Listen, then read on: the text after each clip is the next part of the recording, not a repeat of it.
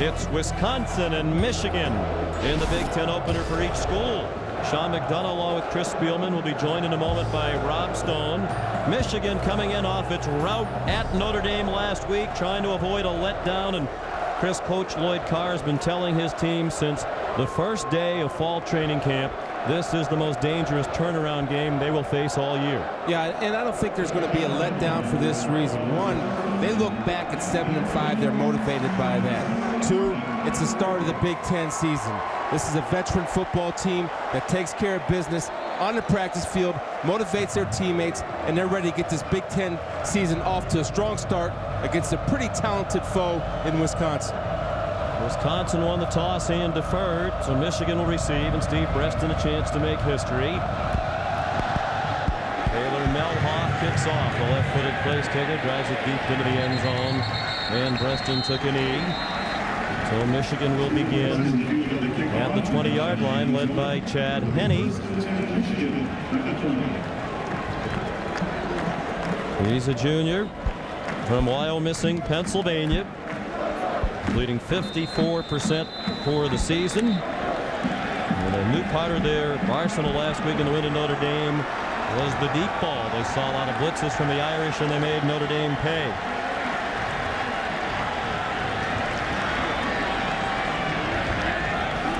Mike Hart gets the call on first down and gets bounced forward out near the 24-yard line.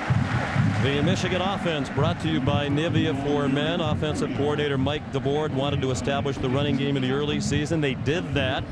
Now he's hoping for big plays, and they're capable of giving them big plays are Steve Breaston and Mario Manningham. Manningham scored 3 touchdowns last week. Yeah, the one thing they need to do, both as a receiving tandem, is be more consistent in catching the football. Both of them have their share of drops. Play action pass by Henne, and a quick throw to the near side to Adrian Arrington. He battles for extra yardage out near the 38. Jack Aikagwanu made the tackle for a revamped Wisconsin defense, but they do have veterans. They're giving up only 8 points per game through their first 3 games of the year. The biggest stars are all seniors. Joe Monty up front, Mark Zalewski at linebacker, and the safeties Roderick Rogers and Joe Stellmacher. Certainly their biggest test of the year, and their front 7 has got to play well and control Michigan's running game if they want a shot to keep the Wolverine offense in check. After a 14-yard gain, Hart the lone back with 3 wide receivers. Hart's rushed for 100 or more in each of their first 3 games. Jason Chapman took him down at the 41-yard line, a gain of 3 for the junior from Syracuse, New York. It's the one thing in luxury that Michigan has, Sean, with Michael Hart, that he never goes down on first contact, and he has that rare ability to always fall forward after contact. That's a gift, believe me. Fullback Olivo back on the field. Another play action pass for Chad Henne with some running room now.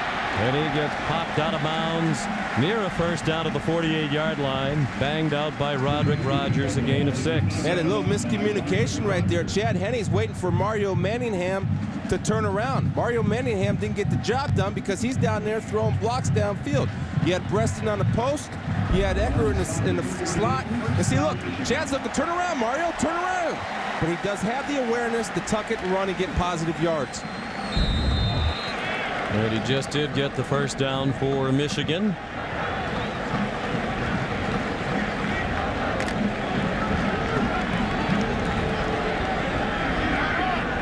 Manningham out to the near side, the bottom of your screen. And it's Hart following the fullback, Obi Olivo. Jonathan Casillas made the tackle, but Hart crossed midfield to the Wisconsin 48. Casillas, part of a talented linebacking group. Mike Hankwitz is the new defensive coordinator at Wisconsin. 37-year coaching veteran in college football. He says this might be the fastest linebacker group he has ever coached. Yeah, but they need to get a little bit more stout because Casillas made contact at the line of scrimmage. But again, Hart showing that power. 5'9", he doesn't play like 5'9". 2nd and 6, the quick toss to Breaston. Down to the 44 in the arms of DeAndre Levy. Michigan with impact players everywhere you look, but so far this season, the men making the most impact. Hart, who's rushed for 100 or more in every game, and Woodley with 4 sacks already through 3 games to give him 16 career.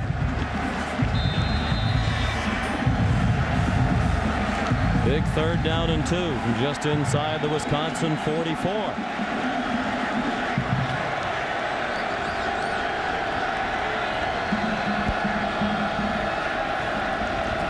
Henny to throw for it, throws the slant, bobbled by Manningham and intercepted by Alan Langford. And he's down at the 40-yard line. So Michigan, 2nd in the nation in turnover margin, coming in at +8.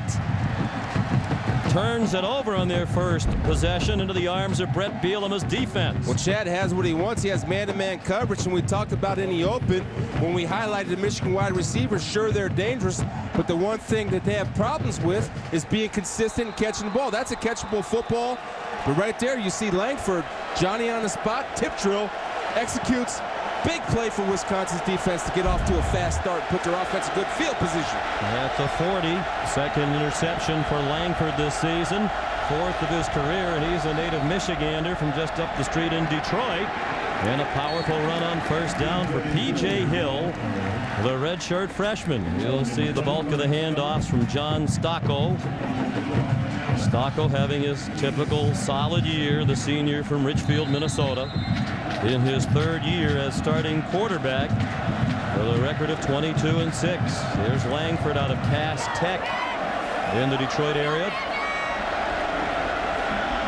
They had a competition to see who their starting tailback would be in preseason. P.J. Hill has emerged. He's leading the Big Ten in rushing and adding to that total comfortably across midfield and down to the 37-yard line of the Wolverines.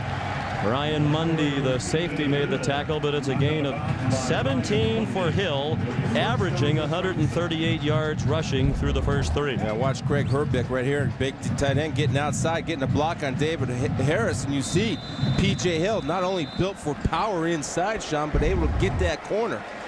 Led by the big fellow, Herbeck. Big man getting around, getting a block, sealing the linebacker from scraping. Hill averaging just under 6 yards per carry for the year.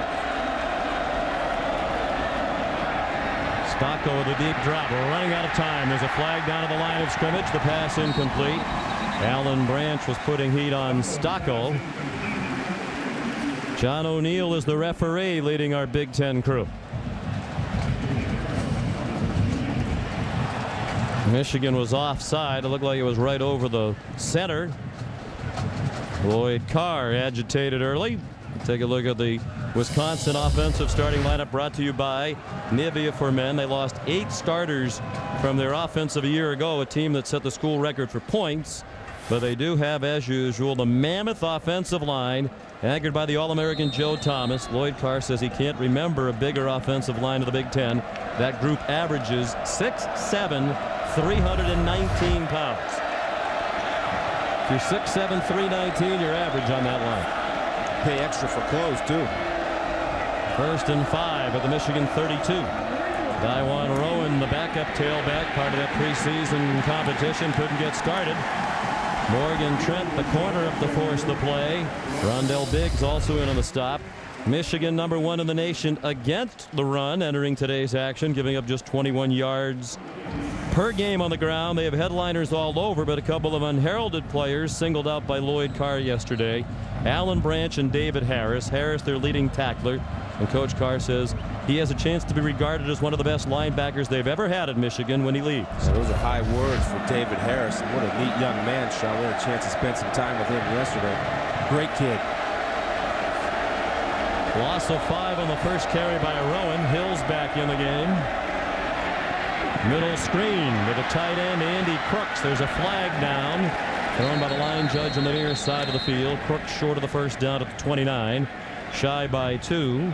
Will Johnson, a reserve defensive tackle, made the stop. They'll roll in a lot of players on that D-line. 8 yards on the gain if it stands. There's no foul on the play. Flag picked up. Snapped the ball with 11 players. And it'll be 3rd down and a long 2 for Brett Bielema. First year as the Wisconsin coach.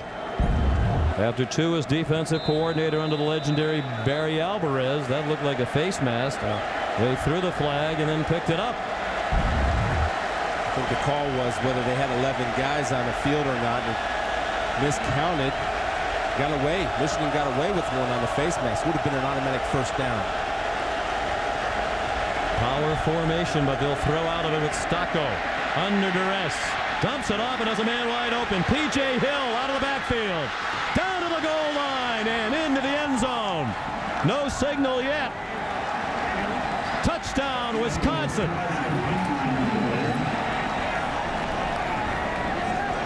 Well, you're playing man coverage right there. You better stay on your man and do not take your eyes off the man. Watch P.J. Hill. He's going to check for protection. He's going to sneak out into the flat. You have 3 linebackers chasing one guy across the field. P.J. Hill goes to the opposite side. John Stocco, in his veteran presence, understands he sees 3 guys making a mistake, dumps it to P.J., and P.J. finds the end zone. Taylor Melhoff to add the extra point. It is good. P.J. Hill, the 29-yard touchdown reception. Ron English, the defensive coordinator, said yesterday every score we've given up this year was because of an execution mistake. Well, there was a breakdown there. Hill wide open, and he took it the distance. This game is being broadcast in high definition on ESPN HD, presented by Pioneer Plasma Displays. P.J. Hill, the redshirt freshman, with the first score of the ball game from East Elmhurst, New York, out of Brooklyn Prep. Thought he might have been a factor as a backup to Brian Calhoun last year. Calhoun had a tremendous year, was a 3rd-round draft choice of the Detroit Lions as he left school early. But Hill broke his leg in the preseason a year ago, sat out the entire year as a medical redshirt, but has been tremendous as Calhoun's replacement this year. Melhoff squibs it. Comes up to the short man, Johnny Sears, breaks a couple of tackles, and it's finally ridden down at the 27-yard line. Sean McDonough with Chris Spielman. We'll welcome in Rob Stone in a moment. So much of the focus this week on Michigan off the big win against Notre Dame. They moved up from 11th to 6th in the rankings.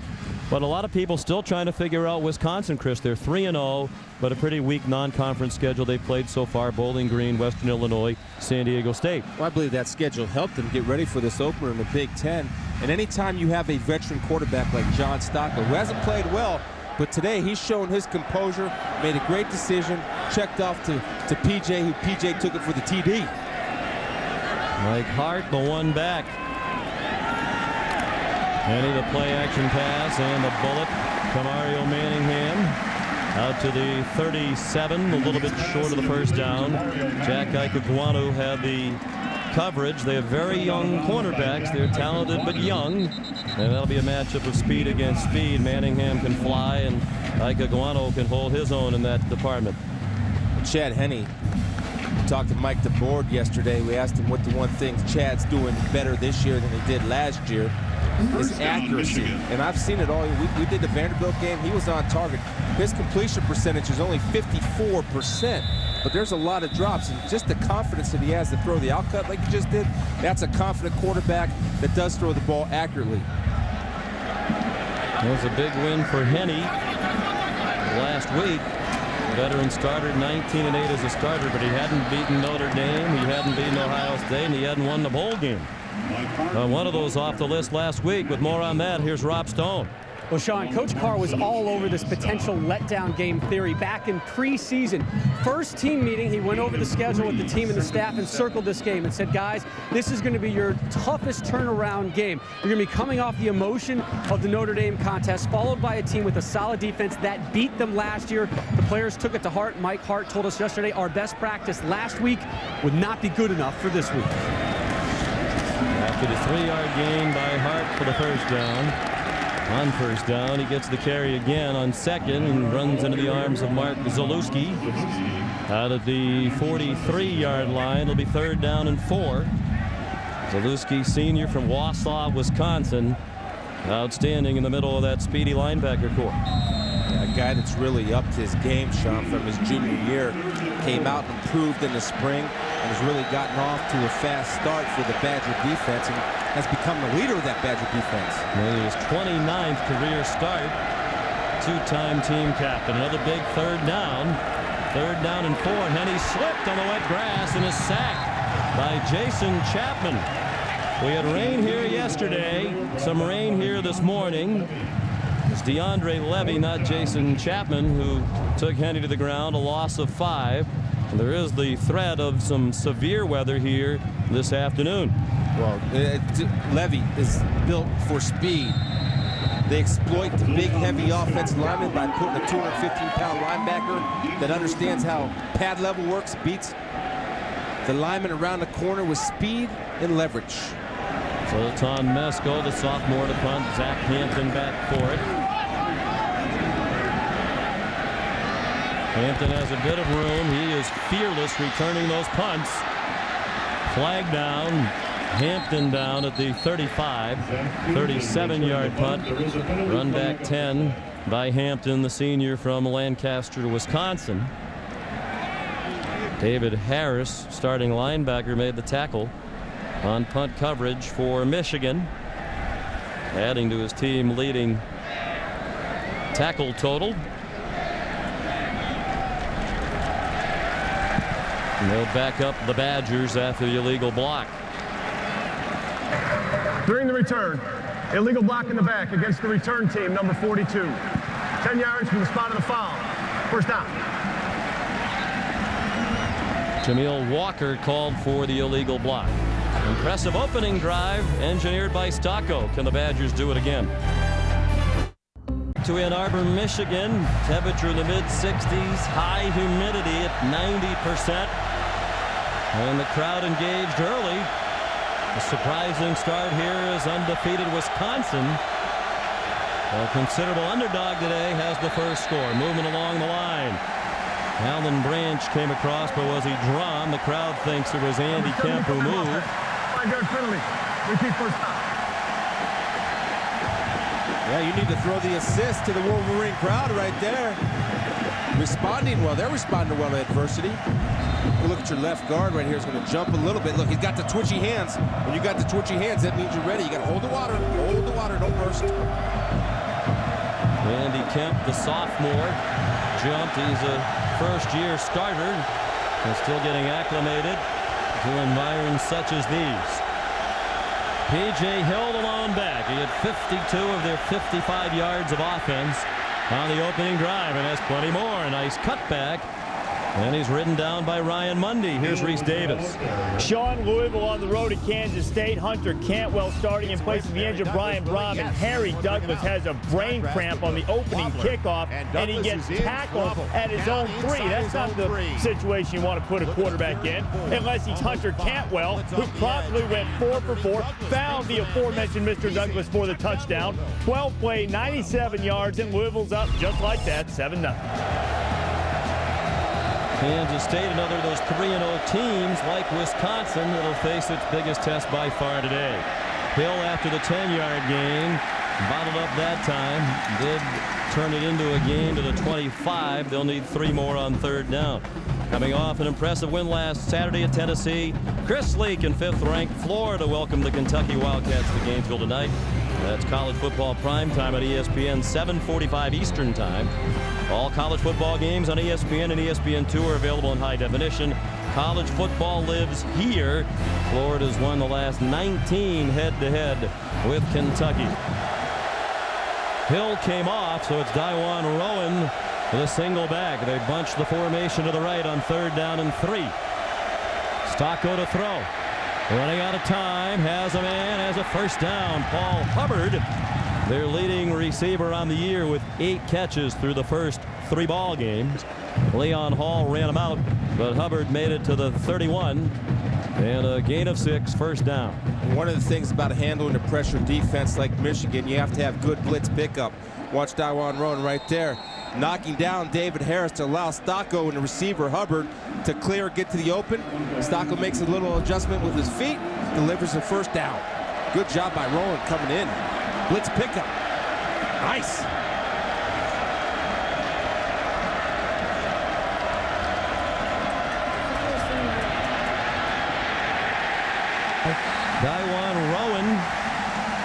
dropped for a loss of a couple, perhaps even 3 by David Harris.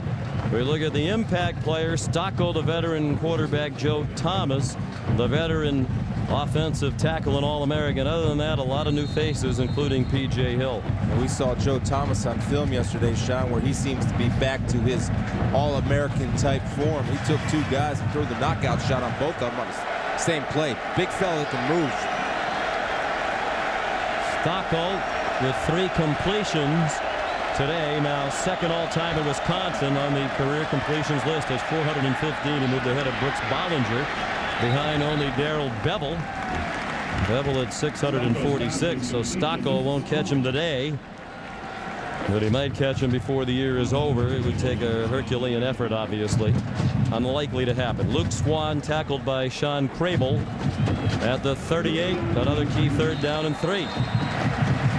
Key for Wisconsin's offense has been the inconsistency of John Stocco in the first 3 ball games. Well, today he's consistent, and he's bringing his game up to Big Ten level. He felt like his footwork was off last week against San Diego State when he threw for just 85 yards. Blitz, he's in trouble, and he throws it. No receiver there, grounding call. Prescott Burgess, who had a monster game last week against Notre Dame and was the Big Ten Defensive Player of the Week, got right in the face of Stocco to force the intentional grounding. Intentional grounding. Number 7 on the offense. Lost it down at the spot of the foul. 4th down. See Prescott Burgess right here. He's looking. We have a zone blitz package right here. The weakness of the area is over there where he's got to throw to his left. Prescott Burgess comes untouched and is able to force the intentional grounding on John Stocco. Just a nice little chess game going on between Paul Chryst, the OC for Wisconsin, and Ron English, the DC for the Wolverines. 1-1 so far on blitz pickup. And dangerous Steve Breston, 3 career punt returns for touchdowns. Back for the punt from DeBosch. It is a low punt by Ken DeBush. And excellent coverage as usual at Zach Hampton right there to greet the receiver as he fields the punt. Kim Royston also there, and Ben Strickland. 47-yard punt and no return. Michigan begins at its 29 when we come back. They say Threatening skies but no precipitation at the moment. Our college football presentation brought to you by Cars.com. Sean McDonough, Chris Spielman, Rob Stone, the usual crowd. More than 100,000, well over 100,000. It'll be the 196th straight game here at the Big House with 100,000 plus, dating back to 1975. And Henny delights most of them with a strike right down the seam to Adrian Arrington. Big gain into Wisconsin territory. Joel Stelmacher, the tackle, 33 yards on the pickup for Michigan. It's a good recognition of man coverage by Chad Henne. Does a good job of looking to his left, knowing he has the big fella running the seam route, Abington, on a matchup that he liked with Roderick Rogers. But the whole setup was by Cheney looking left, coming right, and recognizing man coverage. The reason he looked left to pull the safety there, deliver it to the right where the safety's not. Second catch for Arrington. That matches his single game high in his career. Now it's Hart dragging tacklers with him. Close to another first down. Kurt Ware made the tackle. Charlie Weiss, the Notre Dame coach, admiringly said of Mike Hart, he is a power runner. Sometimes you look at him at under 5'9", 195, you wouldn't think so, but he runs tough inside. Yeah, but below that waist, man, he is big and thick, and you can see that his legs never stop churning again. The uncanny ability to always fall forward and run through people. Hart did get the first down. First and 10 Michigan, 28-yard line. Hart again lowering his head to the 24. Here's Reese. Sean, Taco Bell studio update, Lane Stadium, Cincinnati and Virginia Tech. You know, Virginia Tech had blocked only 11 kicks the previous 3 seasons. This their 4th block kick, 3rd block punt, goes out of the back of the end zone, courtesy of Josh Morgan. Hokies up by 2. Clemson has a James Davis touchdown. They're up by 7 on North Carolina. Here at 7-0 Wisconsin, but Michigan on the move. Second and 6 at the 24. A little razzle-dazzle. The handoff to Breston. Wisconsin not fooled. Roderick Rogers, the safety. There was a gain on the play to the 20. Let's go back and look at some key plays from early in this first quarter. On third down, a deflected pass picked off by Alan Langford. Wisconsin's first possession on offense after the turnover. And on a third down and 2 from the 29, Stocco dumped it off to P.J. Hill. The extra point good by Taylor Melhoff at 7-0 Badgers. 1 minute to go now in the first quarter, and another in a quarter filled with big third down play. 3rd and 2 from the 20. Hart with all kinds of blockers didn't get there. Mark Zalewski stayed in the gap with help from DeAndre Levy. The crowd wants Lloyd Carr to go for this 4th down and 1. I think you go. I think you find out who you are. Strap them up, get low paddle, look to hurry up defense. Wisconsin's having trouble getting lined up. They get that umpire out of the way, they can run a play. And he keeps it. I don't know. Crowd roaring, but those officials don't look to be across that yellow line. Well, it's the old which foot will they spot with routine now. If you're Chad Henne, you're that pile. You got to keep moving that ball forward underneath. No matter where that foot is, you keep moving that ball forward. It is going to be ever so close. I like the concept, though, of trying to get hurried up out there, get lined up and run the sneak. The umpire stayed over the ball like he should, but Wisconsin's defense was able to line up and maybe able to stop the sneak by Henne. The idea was well thought. Coach Carr? Was the execution good enough? Based on that yellow line, I don't think so. They are short. Wisconsin holds for Brett Bielema. Well, the other thing, too, that you might want to think about, is you might want to take your time. Besides the quarterback sneak, by the way, you have a running back that's pretty solid power. You just like the hurry up. Now they bring out the change. You don't like the hurry up. I do like the hurry up, but I also know that I have number 20 in the backfield, either or. I mean, it's easy right now to sit up here and second guess, but you do have number 20 in the backfield that never falls backward, always falls forward. But the concept was good and the idea was good. Wisconsin executed better than Michigan. Coach is on the phone asking Chad Henne if he could grow an inch or two. Not quite tall enough at 6'2". Well, here come the Badgers. And there goes P.J. Hill, smothered. Led by Alan Branch. The coach is singing his praises yesterday. He's backed up those words with his performance in the first quarter, which has come to an end. First quarter this year in which Michigan has failed to score. They had scored in all 12 over their first 3 ball games. 7-0 Badgers. P.J. Hill, Mike Hart, 1 and 2 in the Big Ten in rushing coming in. A standstill in rushing in the first quarter, but Hill has the game's only touchdown on a 29-yard reception for Coach Brett Bielema. Facing his biggest test as a first-year head coach. Just 36 years old. Stocco throws incomplete. Brett Bielema was the defensive coordinator up in Madison last year when these two teams met. And it was part of the unraveling of the Michigan season that ended at 7-5 and out of the top 25 for the first time since 1984. When we talked with Lloyd Carr yesterday about that game, he said so many missed opportunities, including a 4th and 1 at the goal line on which we were stopped. Well, here we go again for Michigan. Well, and that's Wisconsin has a lot of confidence. Even though they're an underdog in this game, they have a lot of confidence when they play Michigan because of the past success they've had against Michigan. 3rd down and 13 now. Stocco throws short and almost intercepted for a touchdown. Prescott Burgess, who had 2 picks last week, including 1 for a score at Notre Dame, almost had his 2nd score in as many weeks. This Michigan defense has scored 3 touchdowns in the first 3 games. Yeah, Stocco's looking right at his receiver, P.J. Hill. And Prescott a little late with his hands. If he gets his hands up there, he's able to get number 2 in 2 weeks. But that was because Stocco was staring down P.J. Hill. Good break by Prescott Burgess on the ball. Wendell Bush, the junior punter, set the Wisconsin record last year, averaged 44.8. He says he hasn't been punting up to his standards this year. Breston with his usual high standard return.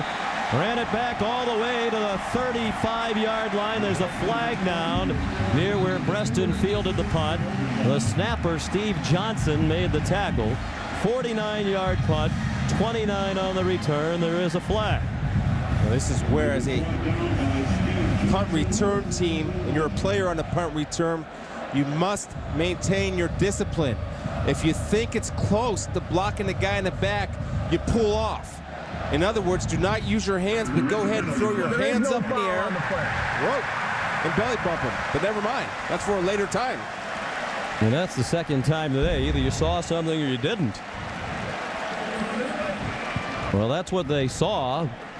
Right there. They might have had Sean Crable, and they picked it up. Yeah, they had Ben Strickland very close to an illegal block. Apparently, after discussion, they determined it was not. That's a big pickup. Means about 30 yards of field position. Now great field position at the Wisconsin 36. Mike Hart with running room. And Joe Stelmacher up from his safety spot. Former walk-on who's become a standout for Wisconsin. Stops it after an 8-yard gain. We'll take a look here at Jake Long. Watch this block he gets on the defensive end. This is talking about manhandle. This is Brandon Kelly. Look at that, hands inside, pancake, knockdown, KO, bring another one on. That's why Jake Long's Jake Long. And that's why Mike Hart runs like Mike Hart runs, because Jake Long puts guys through the turf. Mike Hart says the absence of Jake Long for 7 games last year, the biggest reason why Michigan went that disappointing 7-5. Hart running behind his buddy Long has the first down to the 24. Here's Reese. All right, Sean, Clemson has a history of playing down to his competition, not really responding well after big victories, not so much against North Carolina. Look at the youngster C.J. Spiller dancing in there. The big news is Clemson has made 2 extra points. They're up 14-0. Well, the extra point was critical in their overtime loss at Boston College. North Carolina with 1 win, and that was a 3-pointer against 1AA Furman. Kevin Grady in at tailback to give Hart a breather. Deep drop by Henne. One-on-one coverage in the end zone. It is caught! Mario Manningham, a terrific catch with Alan Langford draped all over him.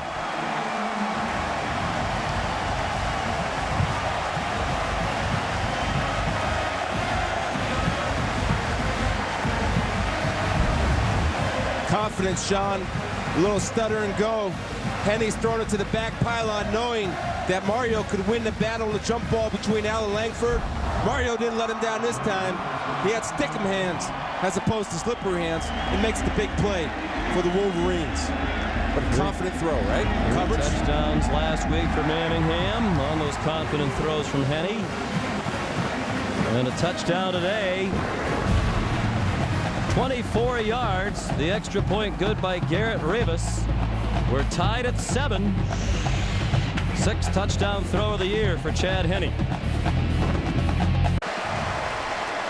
Mario Manningham, off a career performance last week against Notre Dame, scored a touchdown set up by excellent field position after a flag on the punt return was picked up. Brett Bielema was really chewing on the officials during the timeout, asking them why did the flag get picked up. We thought we saw at least one illegal block on the play in which the flag was picked up. Difference of about 30 yards in field position. Made it a much shorter field for the Wolverines, just 36 yards. The last 24 on the reception by Manningham. Ben Strickland thought about running it out and will not.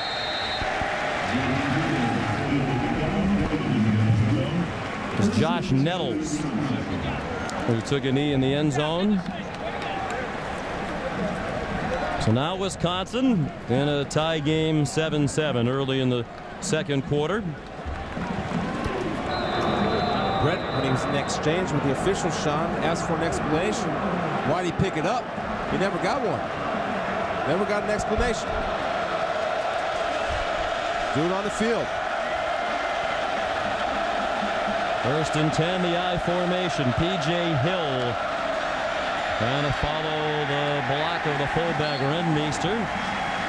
And Craig Urbett He got yanked down by David Harris, fifth-year senior from Grand Rapids, Michigan, the son of a factory worker. His dad works in an auto plant as a die-cast technician. Said, "Is your dad going to be here today?" He said, "No, my mom makes all the games, but my dad has to work." Yeah, David's a good kid, and David got away with a face mask right there. Good call, incidental face mask. But David Harris is a solid football player. Gain of 1 for P.J. Hill. Stocko pursued by Alan Branch from behind. He can run it well over 300 pounds and forces Stocko to throw it away. Matter of fact, when we spoke with Ron English, the defensive coordinator, yesterday, he said Branch thinks he could be a linebacker or the safety. There's the first-year defensive coordinator English after a couple as the secondary coach. And Branch, the wannabe safety, is 330 pounds. Yeah, he has a high football IQ. And for a defensive lineman, that's very unusual. Just kidding. But what he does is he'll go to Ron English and say, "Hey, I like this pass rush game," or "I like this pass rush game." Ron English listens to the big fella because he can determine what type of protections O-lines are using. Branch says, "I hate when we blitz. We can get there with 4. They've been doing that today. They rush 4 on 3rd down, and they get there." Lamar Woodley, his team leading 5th sack of the season. John Stocko got the ball brought down by Lamar Woodley. Talk about getting better, up in your game. Lamar Woodley has done that through great practice habits. And right there was speed. He beats Eric Van Hoovel. Van den Heuvel got too high. Lamar Woodley understands pad level leverage and turns that short corner with low shoulders. Van den Heuvel, no shot. And they got there with 4. Woodley, the defensive captain, with the sack. The Bush, the punt. Here's Breston again. Just barely upended at the 50-yard line by Paul Duran. 43-yard punt, 7 on the return by Breston. Michigan from midfield in a 7-all game. Back at the University of Michigan, the homestanding Wolverines and the Wisconsin Badgers tied at 7. Brett Bielema, second youngest coach in this conference and in the country. Pat Fitzgerald of Northwestern, 31, but he's already become a veteran coach in the way he interacts with the officials. Of course, he studied under some of the best. Mike Hart, the ball carrier. Let's go back to the punt play that got him agitated. Breston on the return. There are a couple of close plays. Go ahead and do your thing, Chris. Yeah, right there's one. Right here's a flag. Now you'll see as the play continues, Sean Kraber will push Rentmeester in the block, and right there's a hold. And the official that threw the flag was a side judge that came from the Wisconsin sidelines. So they had their choice of 3 that they could have thrown, but they decided to pick it up. They did throw it, then they picked it up. That meant Michigan had the ball at the 36-yard line. A lateral to Breston. He breaks a tackle and fights to the 45. So let's listen in on what the new head coach had to say to the officials. How can he change his mind? I'm asking. He threw the flag. Now, let me tell you something, John. I've gotten 3 calls that I've gotten the wrong call in every play I've sent in. 6 plays each 3 games. I do not want this to happen for 4 quarters here today. Feels he's been victimized in the past, and undoubtedly he'll send in a couple of plays he's not happy with today to the conference office. Talking to referee John O'Neill is Craig Jeffries, the side judge who apparently threw the flag and picked it up. There in the ire of Coach Bielema. Henne sacked by Jonathan Casillas. Second sack of the day for the Badger defense. And it'll set up 4th down and a punt. That's your classic coverage sack. Jake Long does a good job on Jamal Cooper. But Casillas is there to pick up the scraps. You see Jamal Cooper and Jake Long battling right there. Casillas is watching Mike Hart. Comes off his coverage. And with a nice finish on Chad Henry with a slam. Nobody back deep for the punt for Wisconsin. They have 10 men over the ball and 1 man covering the gunner. Ross Ryan just wants to get it off. They've been alternating punters all year for Michigan. Ryan and Zoltan Mesko. It was Ryan this time. Mesko punted earlier. Ryan does a good job in these pooch situations. Makes a no 39-yard punt. Why not have a guy back up there to save yourself 15 yards? Come on, baby. Get in it.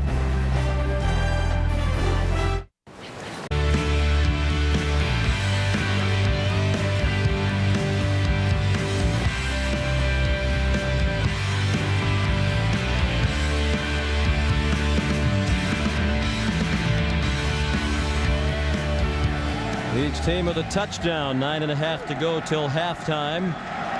Michigan had won 23 straight Big Ten Conference openers, heading into their season conference opener against Wisconsin in Madison last year. John Stocco scored the winning touchdown for the Badgers in the final minute, ending Michigan's Big Ten opener streak. And to beat Michigan now for the second year in a row. P.J. Hill spins back to the line of scrimmage, and that's it. Here's Rob Stone. Big butt and wide load.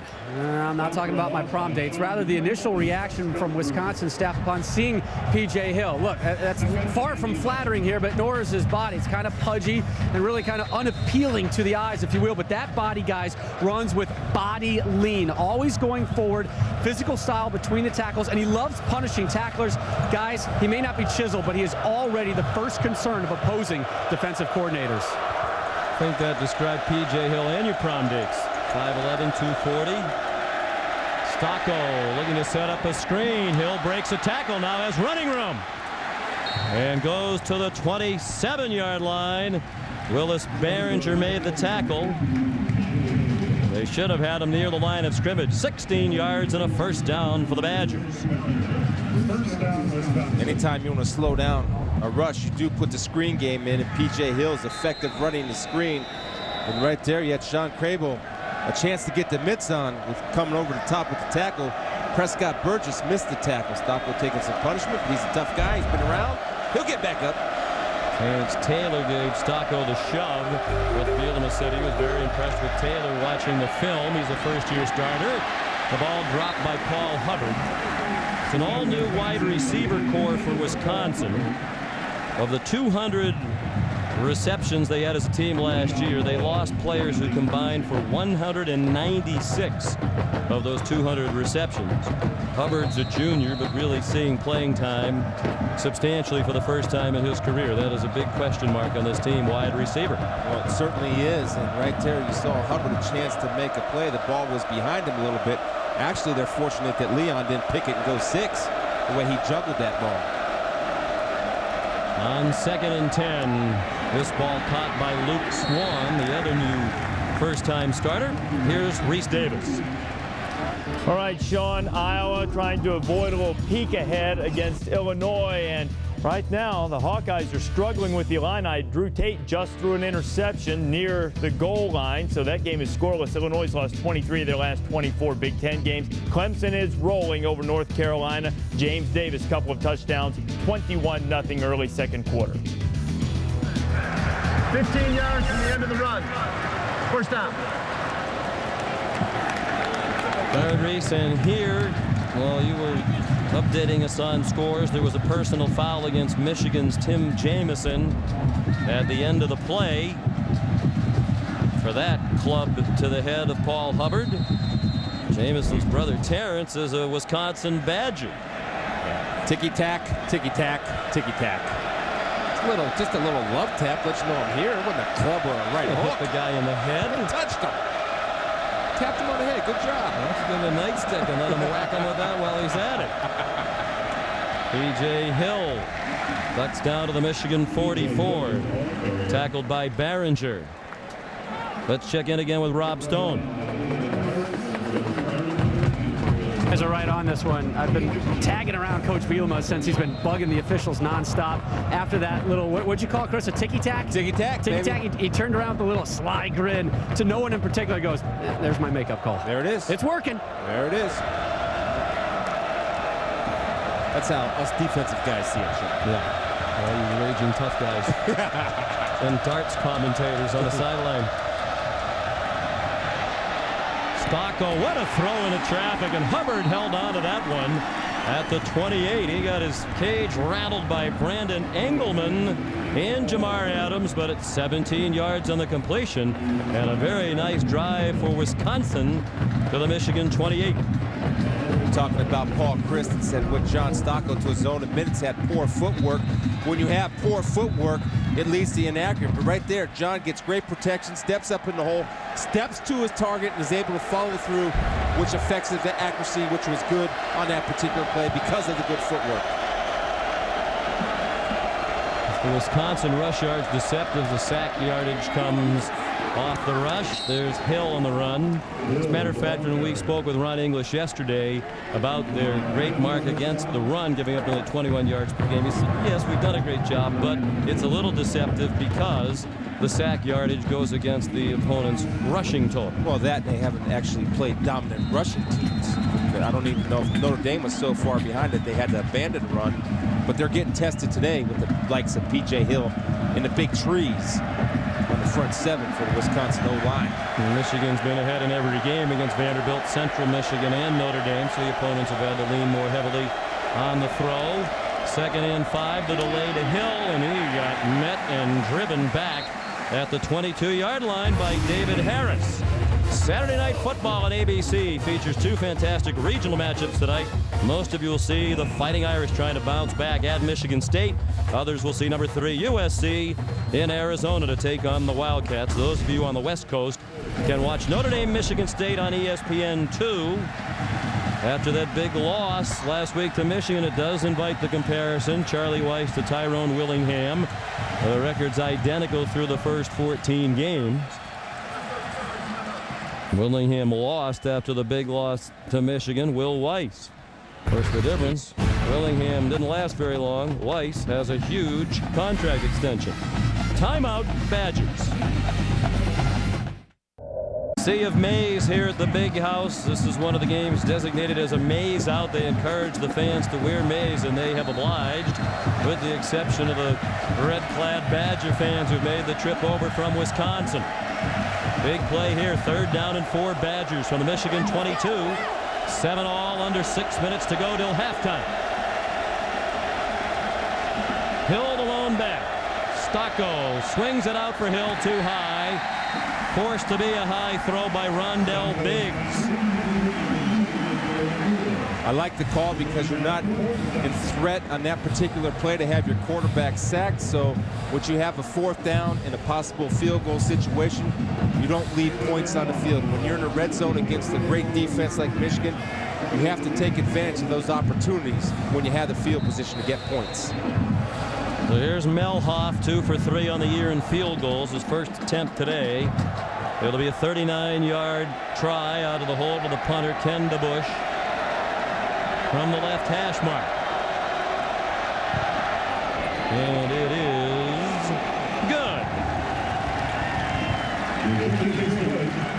good. Mel Hoff, a dependable kicker. He was 3 for 3 last year in their win over Michigan in Madison.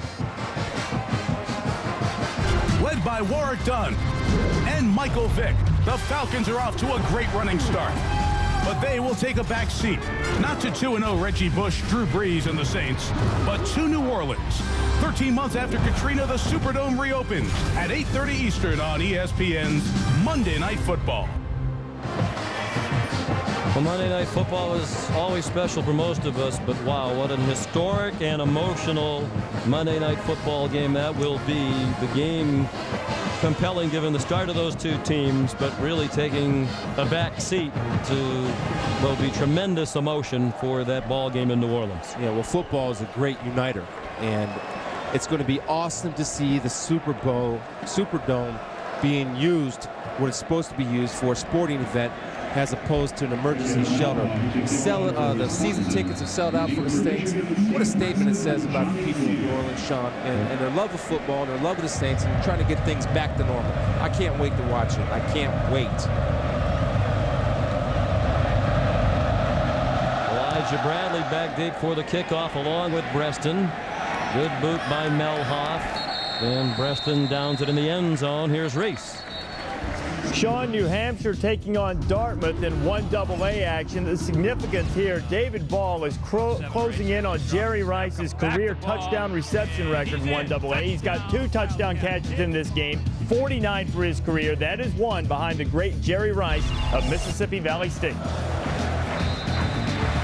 New Hampshire already a win over Division 1A Northwestern this year. They are a candidate to win the national championship in 1AA for Coach Sean McDonough.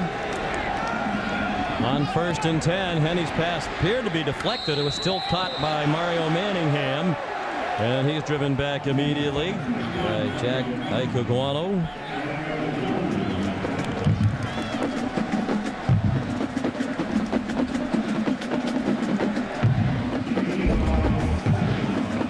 It's a good job by Manningham using his hands because the ball is high. He uses his hands. Ikuguano right here is trying to send a message. And Cooper got in the passing lane but did not appear to deflect it. Gain of 5. Belly to back souffle.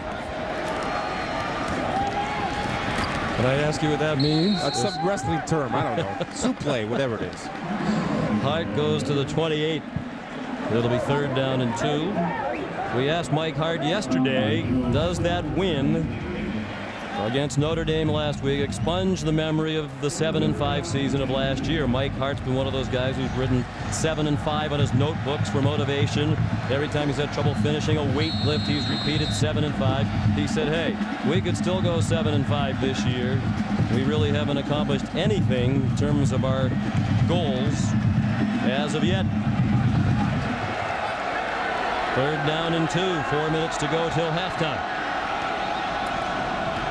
And he faked it to Hart. Doesn't have anybody open and had to throw it away. And the Wisconsin defense holds. It has been a very pesky unit for Brett Bielema. As a matter of fact, a touchdown by Manningham, the first given up by the Wisconsin defense since the 3rd quarter of their opener against Bowling Green. But you wondered if it was a product of the competition. I think today that group is demonstrating, Chris, they can play against one of the best offenses in the country. When they're able to match up so far and they're winning the battles out of corner, even though Manningham made a great catch on the touchdown, Alan Langford had pretty darn good coverage. It's a battle. This game is a battle.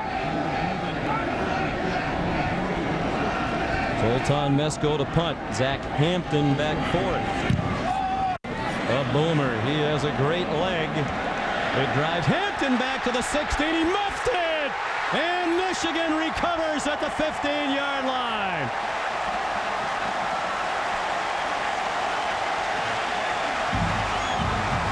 "56-yard punt. Hampton, ordinarily very sure-handed, could not field it. And Turner Booth recovered for Michigan. Yeah, and you'll watch a great hustle play by Darnell Hood. Get down there, being double teamed, not to be deterred. Finishes off Zach Hampton, who tried to pick it up. And when you have guys that want to play special teams, especially at that gunner position, and come in and finish the play, that'll win you ball games. Darnell Hood, great job, Darnell. And a rare mistake by Hampton. Standout special teams player. Special teams have given Michigan great field position on a couple of occasions. The punt return by Breston set up their first touchdown. Now the offense trying to capitalize on 1st and 10 from inside the 18. Mike Hart didn't go anywhere. Jonathan Casillas made the tackle. And when we spoke with Brett Bielema during the week, Chris, he said, being the underdog, going in to play this outstanding Michigan team, we have to win special teams. They're not winning special teams today. No, not on that play. And I'll tell you, you got to be able to secure the football. That's #1 rule. Zach Hampton took his eyes off the ball, but I can't overemphasize enough. When you have a gunner that's double team, beats the double team, that's on the punt return. 2 guys that are out there blocking the gunner as much as is on the punt returner and Zach Hampton. They didn't do their job, so Hampton couldn't do his job. Henny on 2nd down in the flat to the tight end Mike Massey. Out of bounds at the 14. Gain of 4. They'll need 6 more for a 1st down. It's an interesting competition going on between the big pants down there. I mean, those guys are battling it, and it's 50-50 right now. I'll tell you, Michigan's O-line is winning some, but that young Wisconsin defensive line, to me, Sean, have answered the bell and answered the challenge quite nicely today. It's a veteran offensive line they're going up against. 3 fifth-year senior starters and Jake Long, along with the new starter Alex Mitchell at guard. Henny with time, still time, and throws it away. That time the O-line won the battle, but the receivers couldn't get open. A field goal try for Michigan. Well, people might say a bad throw by Chad Henne. I say a good throw and a good decision because Langford was on coverage pretty tight. And if he tried to squeeze that one in there, that's one of those that can go the distance. Made the good decision to give his team to get some points where? In the red zone for the Wolverines. Garrett Rivas, 31-yard try, 6 out of 7 this year. Had one blocked against Vanderbilt in the opener. This to tie the game with under 3 to go in the half. It's 10 apiece. Well, the special teams have set up all 10 Michigan points. And we check in with the always special Reese Davis. Thanks for the prop, Sean. Coming up on the Pontiac Performance Halftime Report, my special guests will be Lou Holtz and Mark May. We'll break down the Big Ten where there's one stunner going on. Colorado and Georgia, one shutout streak is alive, not the one you'd probably expect. And the U.S. suffering plenty of Ryder Cup woes. We'll talk about all of that coming up at halftime. Mark and Lou will join me. You guys continue and finish a special first half. Well, it has been special despite the prediction of one Lee Corso just before we came on the air. Said this would be a boring game. It's been anything but. You know, I can tell it's the start of the Big Ten, and 2 Big Ten teams are in their first game. Why? Because through these headphones and through this sea of maze and noise, I hear pads and helmets cracking, man, and it's like music to my ears. It's beautiful. Ross Ryan to kick off. He particularly enjoyed last week's win at Notre Dame. His dad played at Notre Dame, KC. He wanted to go to Notre Dame, did not get in despite being almost a 4.0 student. So he walked on in Michigan with an eye toward beating the Irish, and that's what happened last week. Josh Nettles runs the kickoff to the 16. Tonight, number 5, Florida in action. It's college football prime time, 7:45 Eastern, right here on ESPN. Kentucky trying to end its 19-game losing streak head-to-head against the Gators. Chris Leak, the nation's leader with 10 touchdown passes, an early Heisman candidate. You can see him in action tonight. There's Mike Hart emerging as a Heisman hopeful here in Michigan. He said when we visited yesterday, he hadn't given that 1 minute of thought. And if he keeps playing as he has this year, other people will do that thinking for him. See how the Badgers play it with 2 timeouts left. Terrence Taylor takes down P.J. Hill. Neither team of a mind to stop the clock, and now Michigan will. Each team with 2 timeouts remaining. 2:09 to go till halftime. Again, now there's 2 schools of thought here. If you're Wisconsin, do you want to go ahead and try to move the football, or you want to try to make Michigan use their timeouts to stop the clock? And again, I think you have nothing to lose. You're in the ball game, and I know you're on the road, and conventional wisdom tells people, oh, let's just try to get the clock down as much as you can, go in 10-10 tie. But the way Stocko's playing, the way they've been able to have balance running and throwing the football, I say take your shots. John Stocko's 7 for 12 for 97 yards, and the thing I like most is that he's making great decisions. So go ahead, you're on the road, let's take a shot to win this. Now, either or, you can go either way. But you are going to force Michigan to use their timeouts if they keep the ball on the ground. Well, it was a thriller last year up in Madison, and Stocko was the hero when the game was decided in the final 30 seconds. Barry Alvarez hoping for one last win against Michigan during his final campaign. A quarterback draw recommended by the wide receiver coach Henry Mason. Stocko, not known for his running, surprised the defense and scored for Coach Alvarez, who last year had the dual role of coach and AD, retired from coaching to concentrate on athletic director duties, handed the reins to his assistant Brett Bielema. A decision that was made prior to last year and announced. Conservative handoff, P.J. Hill smothered by Will Johnson. The junior from Oakland, Michigan's been in on a couple of big plays. He's a backup. And Michigan uses another timeout, only 5 seconds off the clock on that play. Yeah, I check out the film, and I see Michigan, they're all like clones. The defensive linemen, they all can play. They all get off the ball, and they come with reckless abandon, and you have a luxury when you have depth to bring in different guys. Watch Johnson right here, penetration. Pad level, throws off the blocker and finishes the play, not giving 1 for 1. That's great football. Why? Because his pads are lower than the offensive line's pads, and when that happens, you will get victory.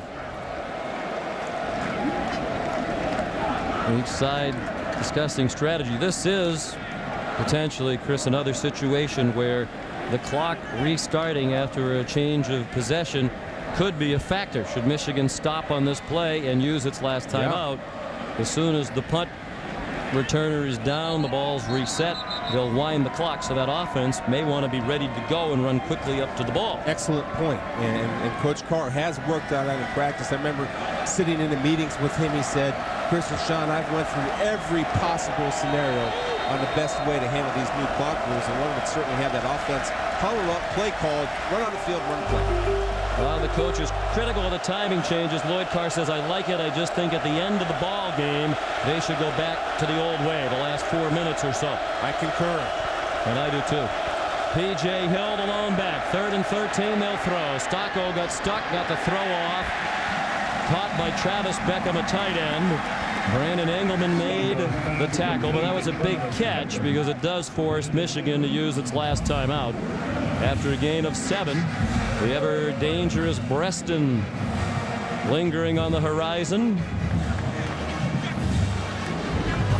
If I'm Wisconsin and I have confidence in my punter, Sean, I tell him to directional kick to give Stevie one half of the field. But I do not kick it down the middle of the field, give him a two-way go. He's too much of a danger to let him have the ball in his hands. He's got a little confidence so far today. He has a good game going and returning the football. Bret Bielema certainly seems like he has made a very easy transition to head coach. Very in command. Chad Henne in that offense, ready to run on. Of course, Bret Bielema has studied in recent years under some of the best. Only 36 years old, but when you've coached under Hayden Fry and Bill Snyder and Kirk Ferentz and Barry Alvarez, you had to learn something along the way. Yeah, I've sat in the office with Bret to talk football with him numerous times, and not just the fact that he knows the defensive side of the game, Sean, that's a given, but I was amazed at his knowledge of the offense as far as everything goes. Most defensive coordinators like that, but his attention to detail, at least by my noticing him and watching him work, was admirable. Great attention to detail. Was the youngest coach in the country until the tragic death of Randy Walker at Northwestern led to the elevation of Pat Fitzgerald.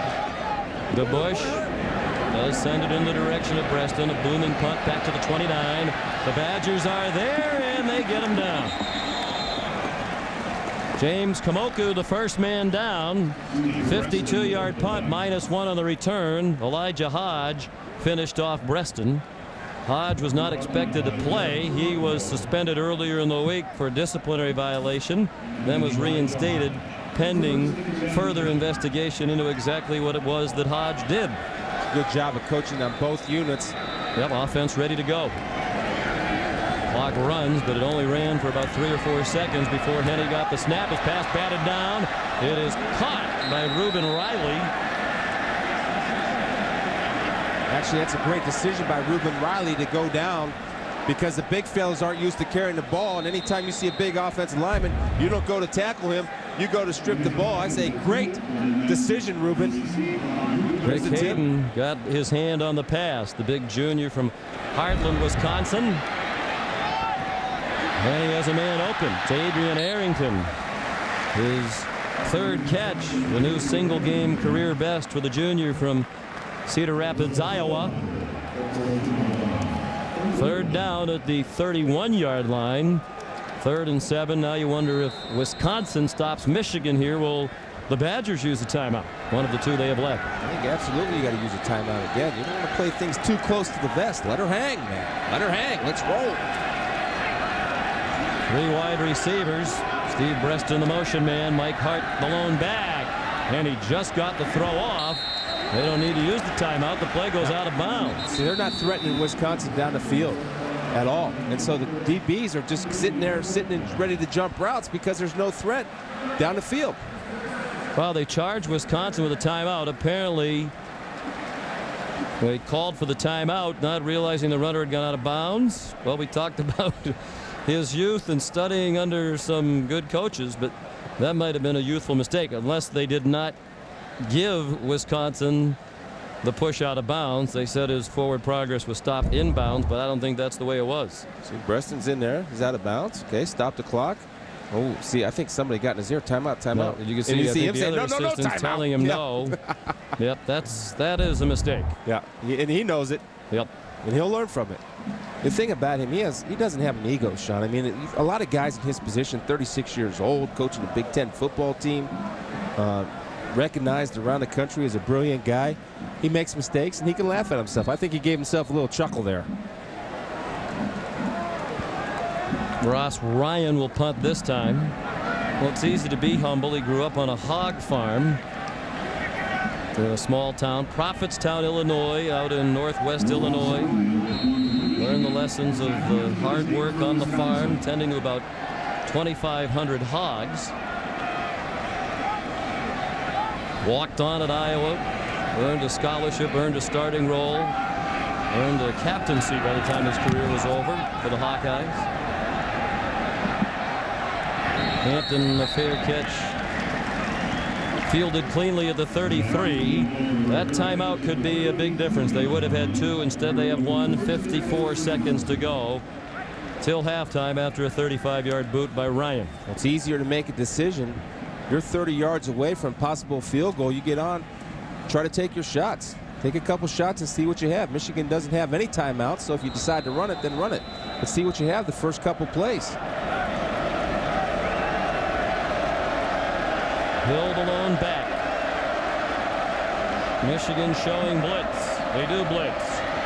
Stocko has time, has a receiver. It's Travis Beckham. Wisely goes out of bounds near the 50-yard line. 35 seconds to go till halftime. Morgan Trent ran about 16 yards on the completion to Beckham, who's made a position change this year. He was a former defensive lineman, but they lost 2 great tight ends to the NFL off their team of a year ago. When you blitz, you're vulnerable, especially when you're able to have blitz control by the offense, where the receivers know where they're going and the backs can pick up the blitz. Well executed by Wisconsin. On their own 49. Stocko with a nice pocket, throws it way too high for Hubbard. 30 seconds left in the half. Leon Hall had the coverage on Hubbard. Hubbard, a long jump champ in 2003 in the Big Ten, both indoor and outdoor track season. John Stocko seems to have a comfort level with his offense and Paul Christ. He likes his wide receiver. 3 first-year starters on that offensive line. They've done a pretty good job giving him time. Again, the Wolverines showing blitz. But they rush 4. Stocko dumps it off again for Hill. He's short of the first down. The clock is running. 44-yard line, the spot. They need to do something. And finally, they used their last timeout, but they let some valuable seconds tick off. David Harris made the tackle, and now you know Brett Bielema is really kicking himself about using that unnecessary timeout a moment ago. They're not yet in Melhoff's field goal range. His career long is 46, but he did try a 55-yarder last week against San Diego State.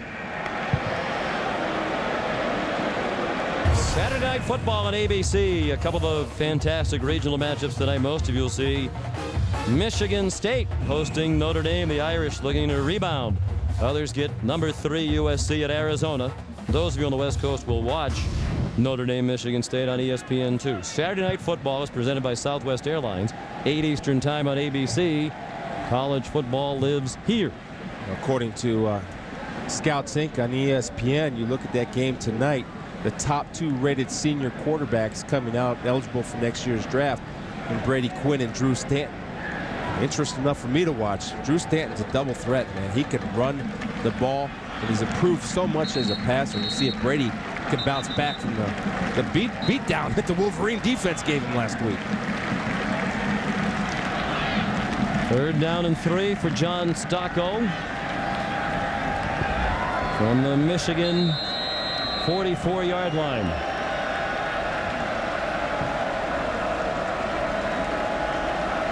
No timeouts left for either team.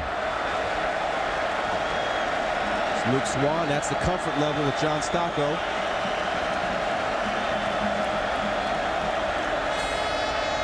Four-man rush. Stocco off his back foot over the head of Swan. And they are trying to build up that comfort level. We mentioned the new wide receiving core. And a lot of the time they would have spent together in the preseason went away because Stocco had arthroscopic knee surgery on August 11th and did not return to practice until just before the opener. So that was a lot of valuable time that they were not able to spend together. If you're Michigan now, you don't want to put any pressure on this punter. You don't want to get a penalty. Give Wisconsin an opportunity. Just play it safe. Fifth punt for Ken DeBush. Hangs it very high. And good effort by Ben Strickland, but he couldn't down it. Bounced a little bit too high. And went into the end zone. It probably won't matter because, again, when they reset the ball and the official deems they're ready to go, the clock is going to run out. Michigan doesn't even have to snap it again. Now, Strickland does a great job of field awareness, know where he is, get set. Whoop, I forgot the ball. Keep your eyes on it. Rules don't change. And that's the end of the half. Lloyd Carr and the Wolverines ranked number 6 off their win last week at Notre Dame in a real tussle, and they knew they would get one from 3-0 Wisconsin. Here's Rob Stone. Well, Coach, how do you assess your end of first halftime management? Well, we talked to our kids about coming here and playing. They're doing that in the first 2 quarters. The great thing is we got 2 more to go. You're avoiding my question. Good job. Hey, you had some questionable calls go against you. How do you manage the officials from that point on? The thing is, our guys are going to go out there and play. We can't control what they're doing. All we're trying to do is win a game, and we just got to go out and execute. I know you're also in charge of the punt team. What do you say to them in the locker room? Well, we got to get our guys downfield. They hit the one big return, but it was, a call got pulled back off of that one, too. So I think that's his first time in the big house as well.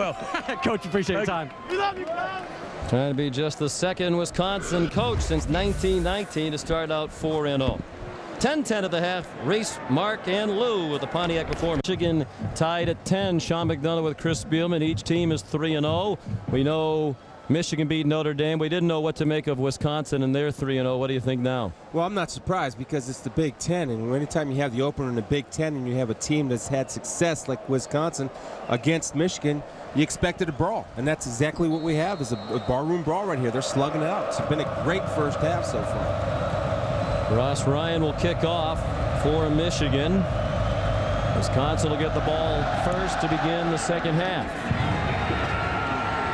Comes down to Josh Nettles. And he goes down at the 18-yard line. Tackled by Darnell Hood with a big special teams play in the first half. The big defensive play by Alan Langford of Wisconsin on Michigan's first possession that set up the game's first score. 29-yard pass, catch and run. John Stocco to P.J. Hill, who wanted to deliver a hit on the way into the end zone. Mario Manningham, the touchdown man again. 3 last week against Notre Dame, the only Michigan touchdown of the first half. Each team kicked the field goal. We're tied at 10. Stats very even in the first half. Each defense has been able to neutralize the running game of each offense. Stocco intent again to dump it off, and this time he couldn't find P.J. Hill. Stocco now 10 for 18, 127 yards and a touchdown. Was sacked twice, but they rushed for only 8 yards in the first half against this Michigan defense that's given up 21 yards per game rushing. What we're starting to see happen is that the Michigan defensive backs are sitting on the routes, and until you're able to at least have the threat of the ball thrown down the field, it's really tough to move the ball in this Michigan defense because of their stout run defense. On the delay to Hill. Prescott Burgess wraps him up at the 22, perhaps the 23. Hill rushed for 37 yards in the first half. Both he and Mike Hart came into this one having rushed for 100 yards or more in every game this season. They will both have a lot of work to do here in the second half to get there. Wisconsin has had relative success with crossing routes underneath, confusing the linebackers and underneath coverage of Michigan. Let's see if they go back to it. Hill the lone back on 3rd down and 6. Stocco with a lot of time, running out of time. Almost lost the ball as Branch nearly stripped him. Now has to throw, and it's incomplete in the general direction of Andy Crooks. Well, you see it there. These inexperienced wide receivers and the inability to get open despite all kinds of time to do so. Yeah, give credit to the offensive line of Wisconsin and the effort of the Michigan defensive line, Sean, but you're right. There's no separation from any receiver downfield, tight ends and backs included, from the back seven of the Michigan Wolverine defense. Thus, you're making Stocco get rid of the football, throw it out. Ken DeBush to punt for the 6th time. He's averaged 47 yards per punt. It's another good one. A fair catch signaled by Breston. He had plenty of room. We'd like to have that one back. 48-yard punt, and now a flag thrown for some extracurriculars, perhaps, at the end of the play. Yeah, Zach Hampton was being held by Charles Stewart, and Zach Hampton had enough, turned around and held Charles Stewart. And by the way, while he was holding him, he threw him down. But they could have called holding. It's been a very tough day already for Hampton. He muffed the punt in the first half. There was a dead ball, personal foul, late hit on number 23 from the kicking team. 15 yards from the spot to foul. First down. Watch Charles Stewart. Charles Stewart has his claws gripped on Zach Hampton. Zach Hampton said, I had enough. Throwing you out.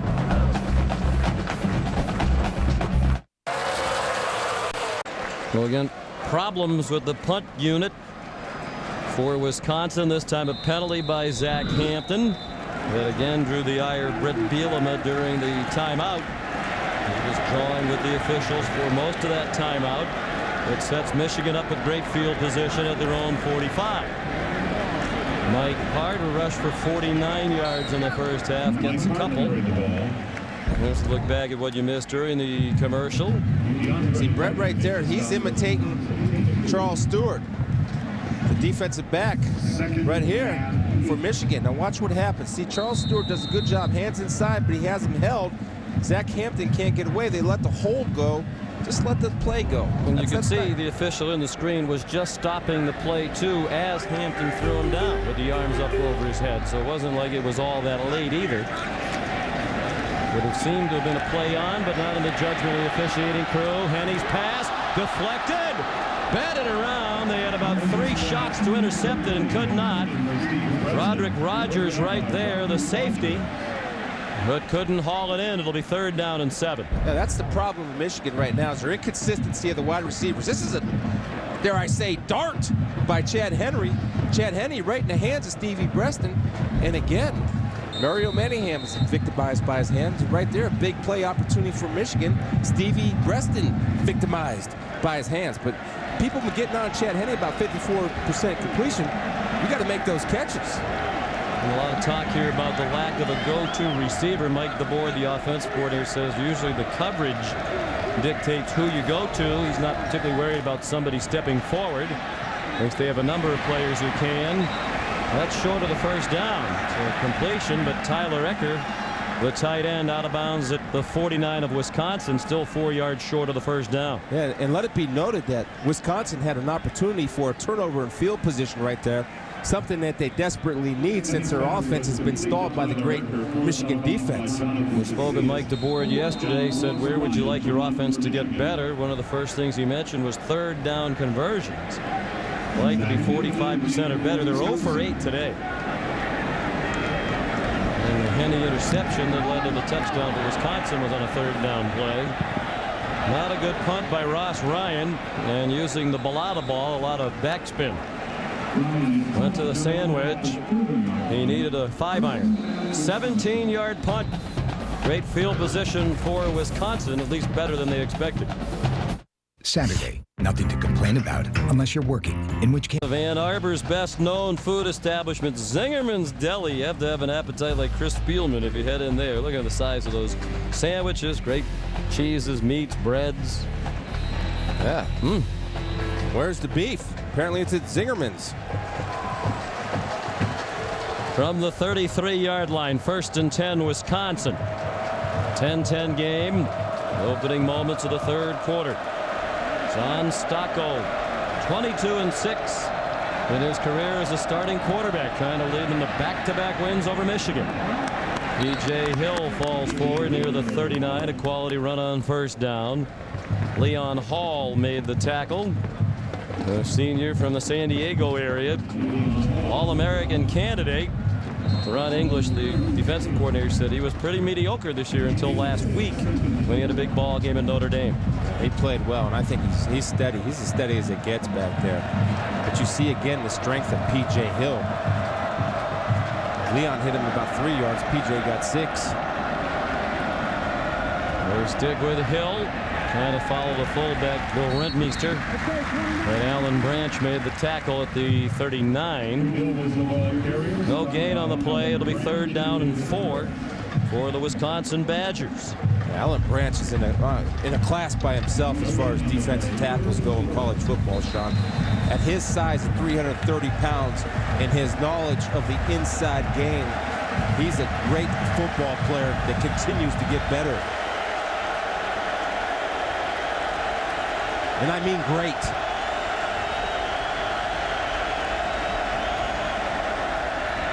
Three straight carries for Hill. And he's very close to the first down. Leon Hall came up and met him helmet to helmet. And where that official is spotting the ball short of that yellow line, it doesn't look like they're going to give him the necessary yardage.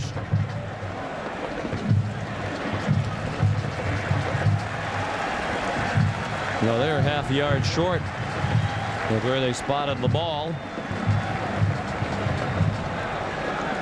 Brett Bielema will want some measurement. Again, there's Leon Hall. Look at that. No shyness from Leon Hall. That's a good spot. Yep, his knee was down. Ball wound up going across the yellow line, but well after the knee was down, it was a good spot. We don't see linebackers tackle like Leon Hall. That takes courage to take 240, and you're 195 pounds like Leon Hall, and put your face on him, hit him high, giving one up for the team, Leon. Nice job, Leon. Lloyd Carr says he fits the mold of the great quarterbacks here at Michigan alongside Charles Woodson and Ty Law. Flag thrown. I don't think they got the punt off in time. Delay of game on the offense. 5-yard penalty. We spent a lot of time wondering if it was going to be a first down. So the punt group, both punting and receiving punts, has been a borderline disaster today for Wisconsin, despite the fact that DeBusch has punted for a good average. Yeah, and actually they got a break there because DeBusch caught a flyer. You know, we're in Ryder Cup time. He caught a flyer out of the rough there and knocked one in the end zone. He gets another opportunity to hang one high. Preston waiting back near his own 20. Low line drive punt. Very returnable for Preston. And a nice run back to the 34-yard line. Joe Stellmacher made the tackle. 42-yard punt, 13-yard return. College football presented by Cars.com here on ESPN. Big Ten season opener for Wisconsin and Michigan. Both coming at 3-0 in non-conference play. Sean McDonough, Chris Spielman, and Rob Stone. Our producer Bart Fox, our director Bruce Troit, our terrific ESPN noon Eastern Time crew. Delighted to have you with us from the big house. Smell of football in the air.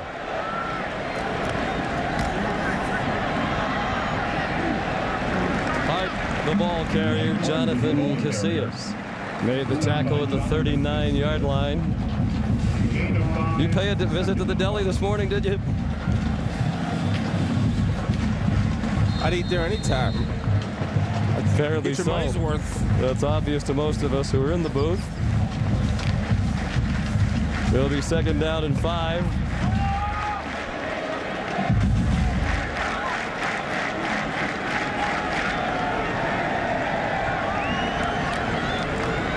Play action fake. Tad Henne to Mike Hart. That's a shot. Good catch in traffic by Mario Manningham. Jack Iguano draped on him. Manningham a 14-yard reception. He certainly is their big playmaker down the field at wide receiver. It's a nice route coming back to the ball, and a big reason for Chad Henne's improvement in his accuracy is that in practice he visualizes tight coverage, which allows him to make confidence to make that throw. And a good job of Mario Manningham coming back for the ball as opposed to staying and let it come to him. Manningham has the Michigan touchdown, a 24-yarder. All but one of his 11 career touchdown receptions now have been 20 yards or longer. The only one shorter was the game winner in the last seconds against Penn State last year. Hart, the carrier, Zalewski, the tackler. No gain. Here's Reese. Sean, Minnesota and Purdue and the Boilermakers' defensive statistics have been horrific, with their D's hanging in there, and then, a little cherry picker type Statue of Liberty looking play for Jason Taylor to go 14 yards there for Joe Tiller's team, and the Boilermakers up 17-7. That's on ESPN2 halfway through the third, and Cincinnati's kicked a field goal. They're up on Virginia Tech late in the third quarter. And tight battles all over the country, including a 10-10 tie here. Screen for Hart. Patiently waited for some good blocks and has a first down to the 35-yard line. Joe Stelmacher made the tackle. 12-yard gain. A good job. Alex Mitchell, a good block. He lost his helmet. By Mike DeBoer to get Mike Hart involved in the offense. Besides running the football, they set up the screen. Watch Mark Beal, number 54, the center, coming in, knocking Zalewski out there, not allowing him to make the play and get Hart in open field. Good job of the offensive line, getting out and get one-on-one blocks on linebackers. That's tough duty. They executed it well. Lloyd Carr says Hart is one of the best football players he's ever coached. The total package of running back.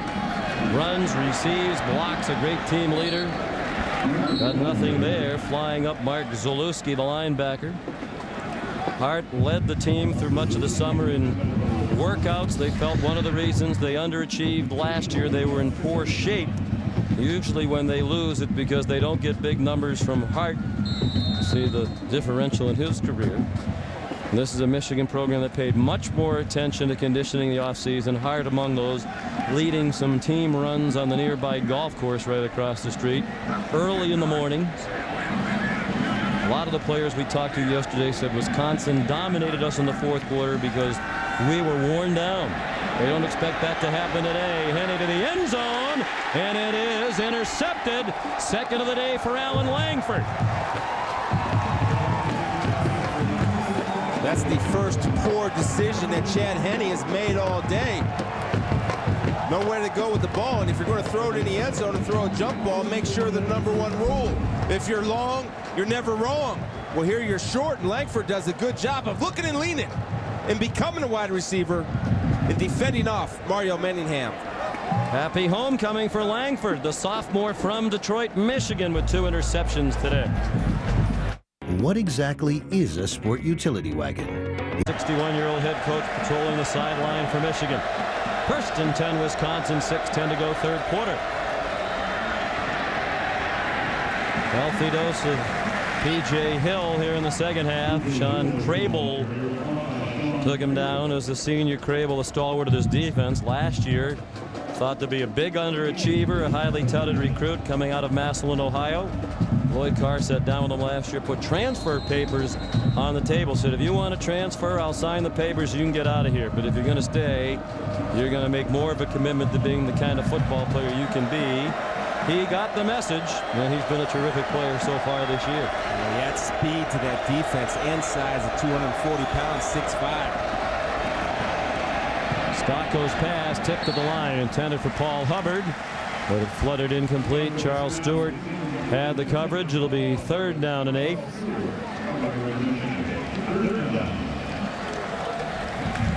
Wisconsin has to start throwing the ball on first down a little bit more, Sean. I mean, they're starting to be an open book up here where you can read the run, try to short pass, get a manageable 3rd down.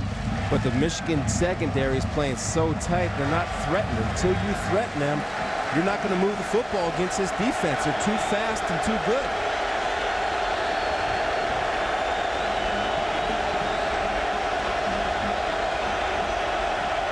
On 3rd down and 8, a blitz. The pass deflected again and nearly intercepted. Rondell Biggs got a hand on it. Lamar Woodley went diving for it. And the defenses continue to rule the day, particularly on 3rd down.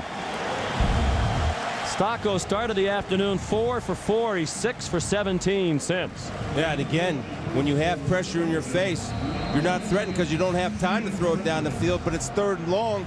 And that's what Michigan just thrives on as far as the front line and their pass rush. 3rd and long, the Irish are back, and they are coming. Bush with his 8th punt. and a good one, very high. Preston doing his thing. Brought it back to the 44. Elijah Hodge, the brother of the great Iowa star Abdul Hodge, now with the Packers, made the tackle. Florida and Kentucky tonight. It's our ESPN college football primetime offering, 7:45 Eastern.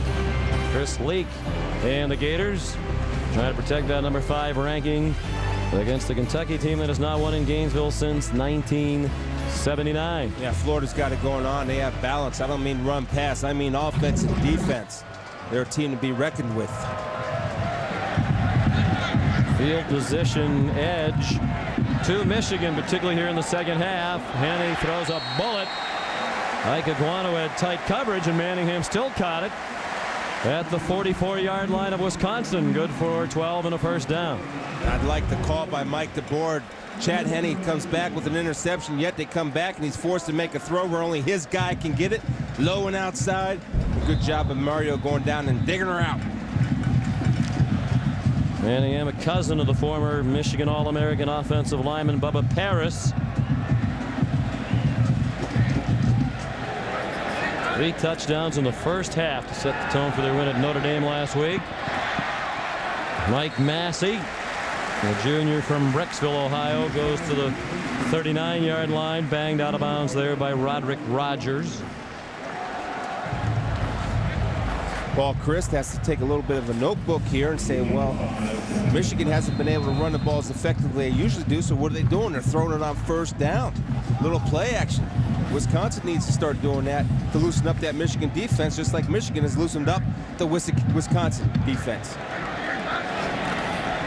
Another lateral. Looks like they might be setting up a pass later from Preston. Crowd wanted a face mask. The officials say no. Alan Langford credited with the tackle. He had him up high, but apparently not by the headgear. The fans are screaming, but nobody on the Michigan sideline jumping up and down, and they had a great view of it, like the official. It's just a shoulder pad grab. Yeah, he just had him underneath the pads there, and his head jerked around where it looks like a face mask. But usually when a player gets face mask, Sean, the first thing he does when his rear end hits the ground, his hand goes right to his face mask, looking at the official. He had my face mask. He had my face mask. Well, Preston didn't do that. Apparently these fans need LASIK surgery too. They saw the replay you saw and still groaned, even though it clearly was the shoulder pad and then grabbed by the scruff of the neck. Timeout, Michigan. Timeout, Michigan, with another third down upcoming. They haven't converted on third down yet today. 3:17 to go in the third quarter. No scoring in this half. Michigan trying to go off the 0 for 8 Schneid on third down. Well, even though they're 0 for 8, I do think they're in 2-down territory right here because they're great field positions, a good defense. They have to get field position to get a scoring opportunity. Well, we have a moment. Here's Reese. All right, Sean, Louisville and Kansas State, and that Cardinal defense continues to shut out Ron Prince's team, and a little more breathing room provided by George Stripling, one of the running backs replacing Michael Bush. Hunter Cantwell has performed well. The Ville up by 17 on the road. Faring well without their quarterback Brian Brom. Here it's 2 veteran quarterbacks, third-year starters. Each struggling to move his offense consistently on a day dominated by defense. Again, if they don't get it here on third down, I do believe they're in 2-down territory. So Coach Carr is probably telling Mike DeBoer, hey, you got 2 to get 4. 2 downs to get 4 yards.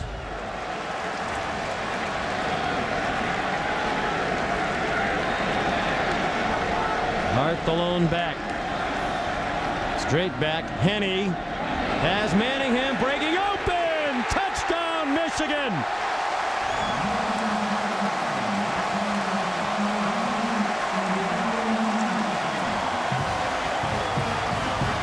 They got 2 interceptions.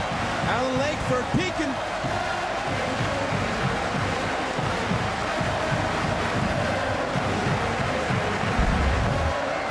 Take a look. Right here's a little slant go. Sluggo. Alan Langford got flat-footed. Mario Manningham says, I'll go deep. Hit me, baby. Zach Hampton late on the help. Result, Mario celebrating in the zone. 38-yard touchdown reception. His 5th in the last 2 ball games. All of them from 20 yards or longer. Garrett Rivas the extra point. And Michigan has a 7-point lead. Its largest of the day with 3:11 to go in the 3rd quarter. 2nd touchdown pass of the day for Chad Henne. 54th career touchdown pass for the Philadelphia area native. He's 3rd all-time at Michigan behind John Navarre and Elvis Gerbach. And let it be known that that play came off of a timeout. I'm giving credit to Mike DeBoer for getting what he wanted in. Recognized man coverage.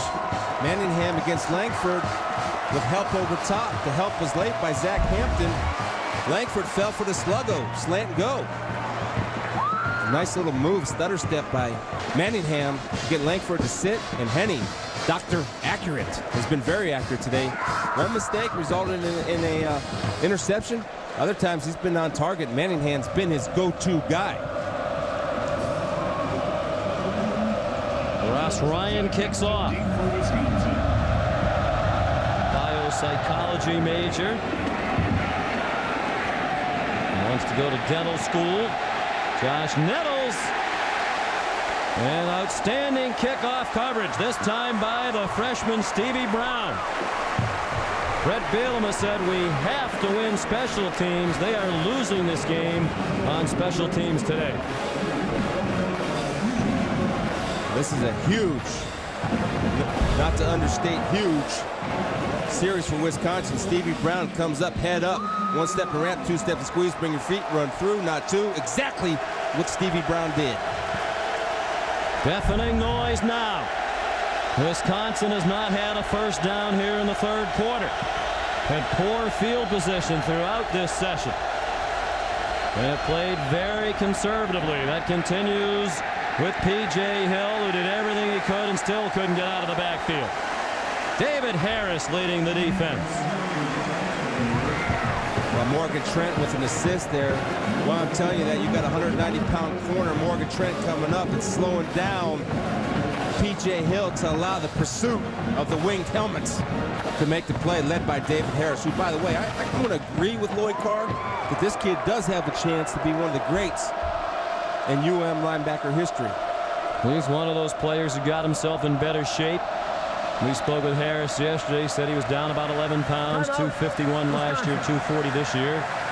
He admitted he was one of those players who ran out of gas in the 4th quarter against Wisconsin last year. Timeout, Badgers. A raucous crowd here at the Big House. Sometimes they're referred to as the quietest 110,000 or so. Not today. Here's Rob. Well, Sean, what in the world do the University of Michigan football program and our own Chris Spielman have in common? They've both been on the cover of Wheaties. Just out this week here in the Midwest region, this special edition package of the Breakfast of Champions, Notre Dame, Georgia. Are you reading this off the back of the box, Rob? Notre Dame and Georgia also have one that was sent out here. Now, word is that some of these Wheaties boxes actually made it across the state line into Ohio, where sources have told me Chris Spielman has bought all the boxes and replaced them with his mug from his high school days. What, you didn't have a razor in the Spielman household back then, huh? Looking good with the stash, my friend. I was imitating REO Speedwagon right there. And very successfully, you might add. Wow. That's a blast from the past.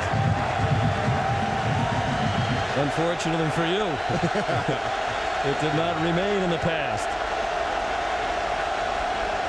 2nd and 12.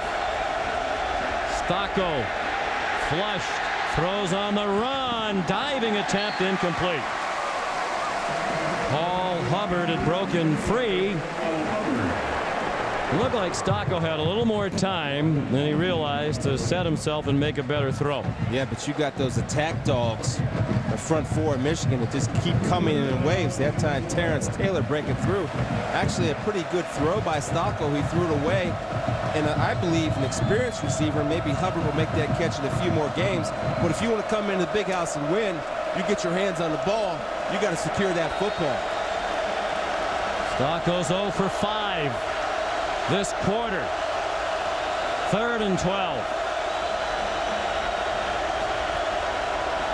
Four-man rush, but they pressure him, and Stocco throws it away. Well, Alan Branch told Ron English, don't blitz. We can get there with 4, and they've been doing that today. And again, it looked like Stocco had a bit more time. And you get the sense on that Wisconsin sideline that momentum has shifted significantly away from them. I wouldn't be surprised if I see Michigan come in here and try to get one.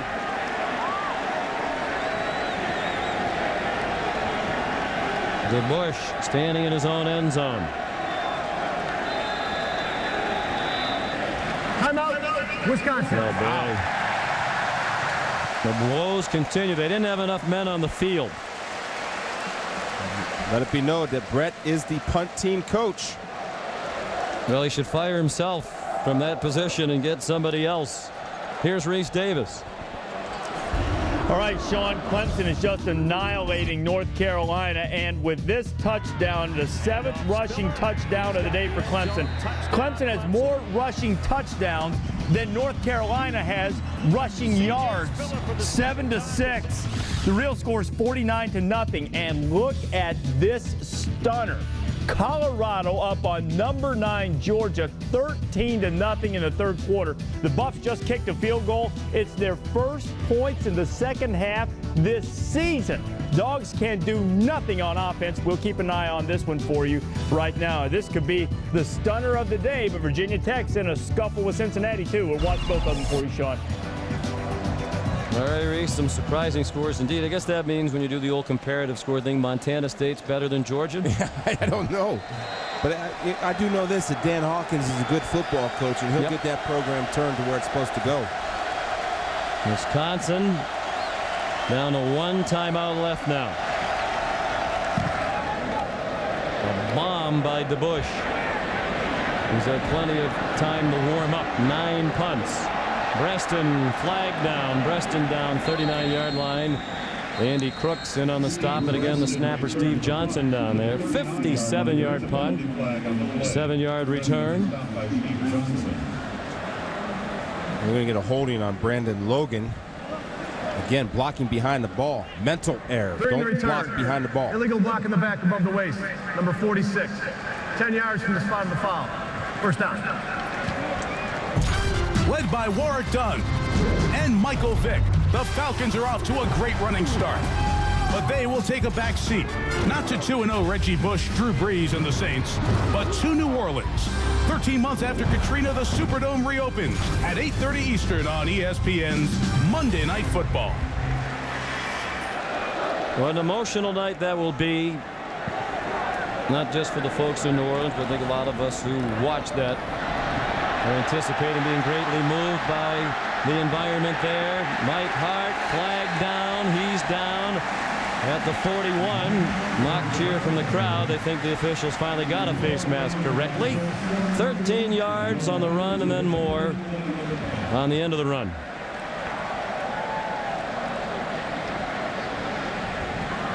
Five-yard face mask. Number 17 on the defense. 5 yards from the end and run. First down.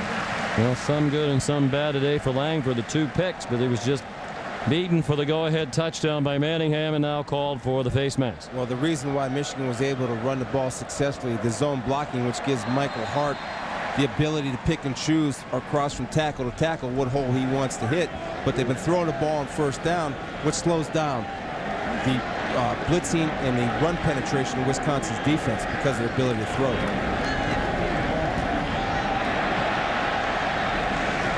Hart taken down by Stellmacher. He got across midfield to the Wisconsin 49. 5 yards. 77 for the game now for Hart, and Nick Hayden limps off. He's the key to that front four, the defensive tackle. Junior. His dad played at Wisconsin Whitewater. When we asked Nick last year on a visit, tell us something interesting about you, he said, well, I like to wrestle my dad, and I've never beaten him yet. Candid admission. A contemporary college athlete. Hart tackled by the backup, Mike Newkirk, who just came in for Hayden. Sean, going back to that Monday night game, we had the pleasure to have lunch with Mike Tirico yesterday. Well, pleasurable because he finally picked up the tab. He did now pick that up he's the missed tab. a big Monday night big shot. Is, but I think just to sense the excitement in Mike to go down there and be a part of that. And I can think of no better guy to handle those duties. So I can't wait to watch that game. Mike Tirico is #1. We said that before he paid for the salads. Penny. A failure to convert on 3rd down. The only conversion was on the touchdown pass a moment ago to Manningham. That one was in the direction of Steve Breston. DeAndre Levy had coverage. Sorry, Chris. I'd say you sense the opportunity for Michigan to put these boys away, Sean, and they're letting Wisconsin keep hanging around. But the defense has been so solid for Michigan. Something drastically has to change for the offense with the W's on the helmet. One of the great things about sports, a chance for redemption, and this is a punt group that could really use some redemption here. That Hampton gets out of the way, and it does just barely go into the end zone. Zoltan Mesko handled the punt that time. 49 yards. It'll come out to the 20. We'll go to the 4th quarter after this. That's the end of the 3rd quarter. We go to the 4th quarter. Michigan leading 17-10. The Wolverines the only touchdown of the 3rd quarter. Our presentation of college football on ESPN brought to you by Cars.com. Not the best vantage point for that big gathering of Badger fans who've made the trip to the big house. Top of the end zone. Their team 80 yards away from that end zone. 5th possession of the 2nd half, and still nothing doing for Wisconsin. A 1-yard completion to Travis Beckham. They've had 4 prior possessions in this half. All have gone 3 and out. And the field position has been the big reason why. The best field position of the half to start a possession their own 33. Well, at least Paul Chryst came out and tried to throw the football, but the speed of Michigan's defense continues to shine as the game goes on. Something they were lacking last year, where they fatigued in the 4th quarter. Now they get stronger in the 4th quarter. Wisconsin certainly misses Jonathan Orr and Brandon Williams, 2 big playmaking wide receivers. Stocco sacked. Tim Jamison will check that. Alan Branch.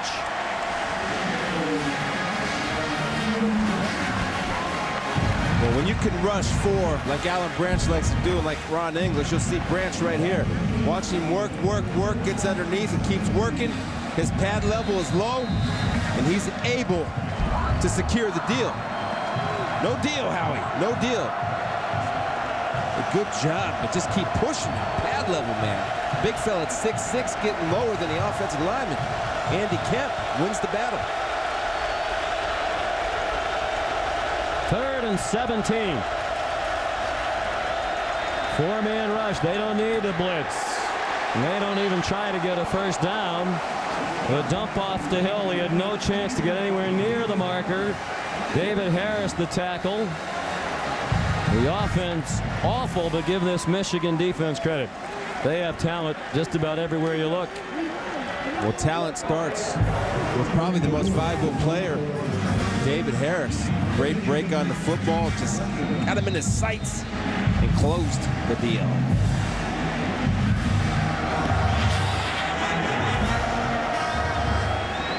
Tenth punt from DeBush. Most he's ever had in a game, as you might expect. Maybe he's getting tired. This one not very good. Low and returnable for Breston. Out of bounds at the 33-yard line. Chased out by Johnny White. 42-yard punt, but a 26-yard return. And again, the punt game has been the story in this football game. Yeah, one thing Stevie Breston has is patience right there. He sets a return by going right, shooting back to his left, gave him a leg and took it away. And shooting using his speed down the sidelines, getting everything he can get. Talent unleashed by Stevie Breston in the return game. He and the former Badger Nick Davis, the only players in Big Ten history with 1,000 yards in 3 different categories for a career. Kick returns, punt returns, and receiving. Mike Hart found a seam. Mark Zalewski made the tackle, and now any score, even just a field goal, is huge to put Michigan ahead by 2 scores, given the woeful performance of this Wisconsin offense. It's a good job of patience, and we asked Mike Hart yesterday what his greatest attribute was, and like all great running backs, and I expected him to say this, and he did. He said, my vision. Outstanding vision. Sees the field and trusts his linemen to sustain blocks. Penny on the run, has a man. Adrian Arrington. First and goal at the 6. Here's Reese. All right, Sean, Rutgers trying to go 4-0 for the first time since 1980 against Howard, Mike Teal to Clark Harris. Clark Harris, one of the best tight ends in the country, going to bust that one in for the touchdown, and the Scarlet Knights jumping on top. They have a 7-0 lead in the first, and Virginia Tech has a little breathing room. Brandon Orr has scored 22-13 Hokies over the Bearcats. Here it's Michigan looking for breathing room. Mike Hart tangled up one of his blockers. Zalewski there to cover him. Gain of 1 to the 5. 85 yards rushing now for Hart, 15 away from his 4th 100-yard game in as many games this year. Yeah, I'm going to make a master of the obvious comment, but it's one that needs to be made. Wisconsin needs to hold them to a field goal attempt to stay in this ball game. It's a big difference between touchdown and field goal and 2 touchdowns. They got to get their heads up and buckle up. Badger up.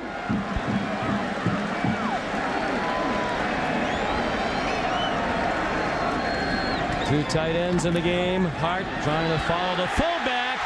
Touchdown!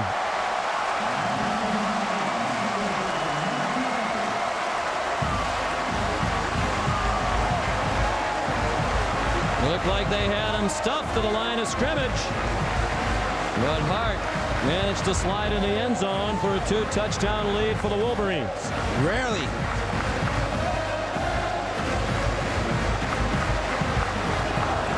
Rarely does he go down on first contact. So it makes him great, sets him apart. First rushing touchdown of the day for Michigan, 5th of the year for Hart. Wisconsin came in having not given up a TD pass all year. They've given up 2 of those, and now the 5-yard run by Hart.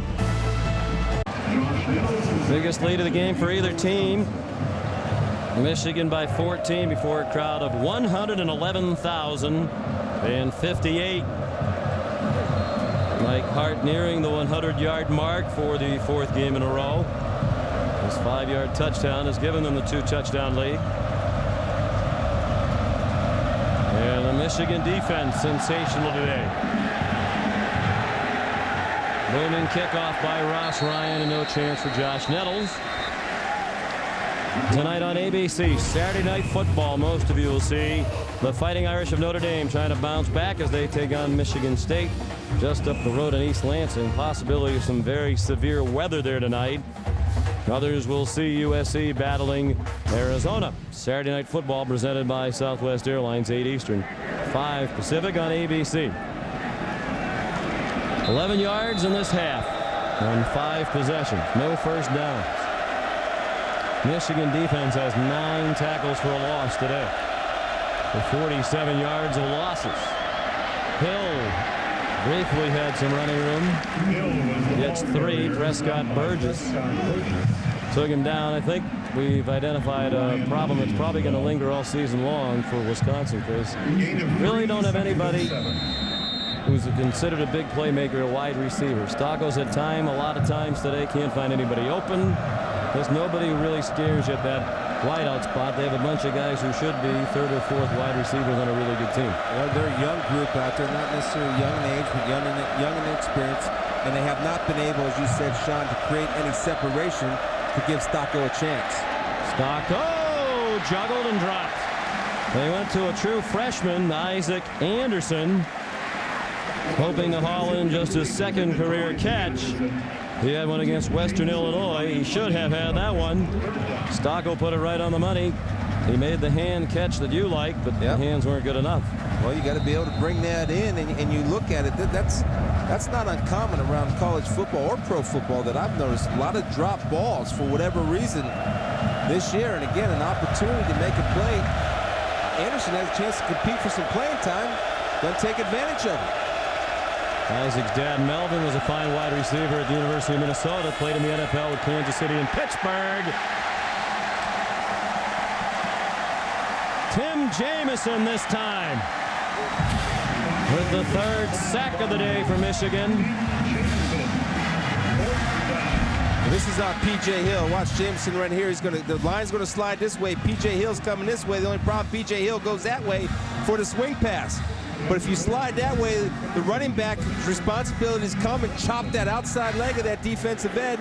Instead, P.J. Hill released on the swing. Stocco didn't have time to get him to swing. Stocco gets chucked up rubber in his helmet for getting slammed to the ground.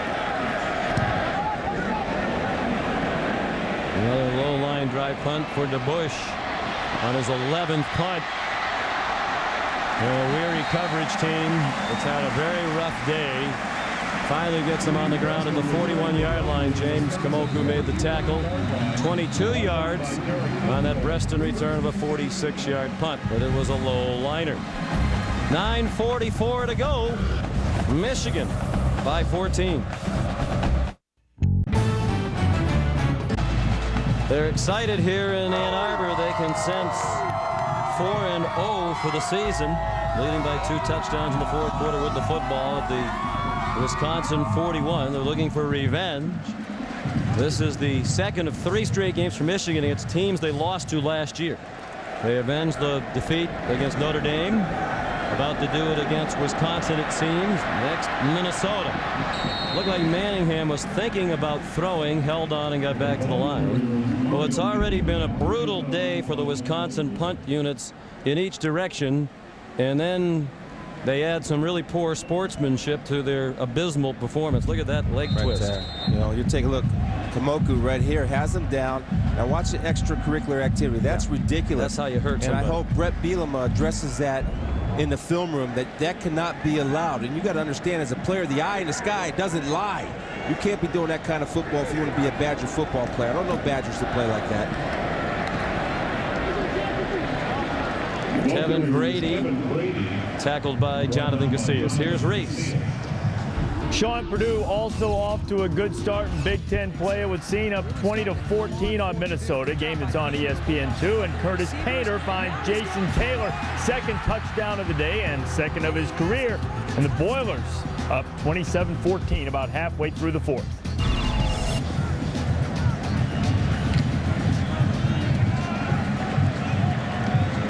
Exciting first day of the Big Ten schedule. Number of the conference teams playing conference foes today. 3rd down. Henny with the play clock rundown. Now is a 1st down. Mario Manningham to the 28-yard line. 10-yard gain for Manningham. We talked about they're looking for somebody to emerge as the go-to guy. I think they found that man. Well, he is the go-to guy. I'll tell you, another guy that's been able to step up is Adrian Arrington, who has a couple catches today. But Mario Manningham is starting to distinguish himself as a #1 guy. And Chad Henne has great confidence in throwing the football to him. And Sean, I got to tell you, Henne, to me, gets better and better as each game goes on. 2nd year in a row, Manningham's had more than 100 yards receiving against Wisconsin. He has 113 today. Kevin Grady powers down to the 21. They've had some great receivers. Anthony Carter, Desmond Howard in that familiar pose. David Terrell had 152 yards, 52 receptions rather, 52 receptions. And then Braylon Edwards, 252 receptions before he went to the Cleveland Browns as the 2nd pick in the entire draft. Perhaps Manningham will be worthy of being included on that list someday. Brandon Minor, the running back now. Mike Hart has 91 yards with the big lead. Apparently they won't put him in there to get to 100. You wouldn't want to risk an injury. Mark Zalewski made the tackle, but Minor, a freshman from Richmond, Virginia, got the 1st down. Coaching staff's really high on Brandon Minor. True freshman coming in, getting some PT, and running like a Michigan back normally runs. Tough and hard. One cut and hit it. You can see the exhaustion setting in on Wisconsin's defense and the killer instinct being exhibited by the Michigan offense. This offense has been on the field for the vast majority of the second half. Grady again, the sophomore, all-time leading rusher in the history of Michigan high school football. And another guy who benefited from that conditioning program, Lloyd Carr, says he is noticeably quicker than he was a year ago. He's down about 20 pounds. David Harris down 11. Big Jake Long down about 20. I told Coach Carr, you know, that Jenny whatever has something going on as far as diet plans. You had to have the Lloyd Carr diet plan and market it. People buy it here in Michigan. They buy everything with Michigan on it, including cereal. The Lloyd Carr lose weight plan. Like it. Brandon Miner, the ball carrier. Mike Newkirk made the tackle. Of course, we started the season with some suggesting locally after Michigan was an uncharacteristic 7-5 last year that Lloyd Carr was in the hot seat. All of his bosses who matter, the school president, Mary Sue Coleman, the athletic director, Bill Martin, says that's nonsense. But you get off the hot seat pretty quickly, too, when you win at Notre Dame and then you go to 4-0 by winning your conference opener. I had a chance to spend some time with Bo Schembechler yesterday, the great coach from Michigan, and he's certainly a backer of Lloyd Carr and what he's done. Coach Bo is still feisty, man.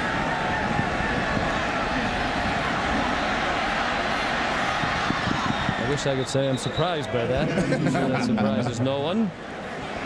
Chad Henne runs out of bounds, and the field goal unit will come on. Nick Hayden ran him out. But a pretty good possession. They took time off the clock and then put Michigan in position to score more points.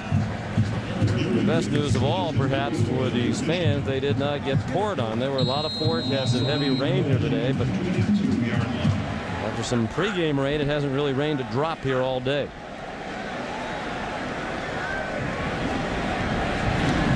Garrett Rivas, 2 for 2 today.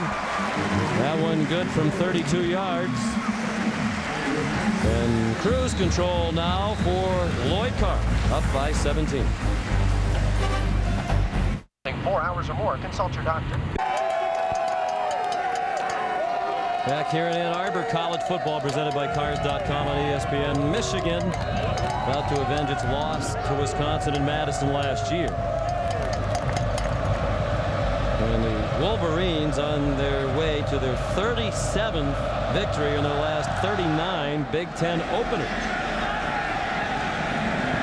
Josh Nettles will try to run back this Ross Ryan kickoff. Gets to the 15, and that's it. Tackled by Laterial Savoy. Josh Nettles returned the kickoff. I don't want to harp on it, but Red Bielema talked about the importance of winning the special teams battle today, and they've lost it in just about every area. Another thing to notice, again, if you're looking at 7-5, you go back and examine why Michigan was 7-5. They couldn't finish, and they got tired in the fourth quarter. What I've seen so far this season of the Wolverines is they get stronger as the game goes on, offensively and defensively. Stocco looked like a broken play, but it is a completion to Luke Swan, the junior. Stocco's been under duress all day. There have been plenty of times when the line's given him good protection. He couldn't find anybody open. And there have been other times when they've just swarmed him under.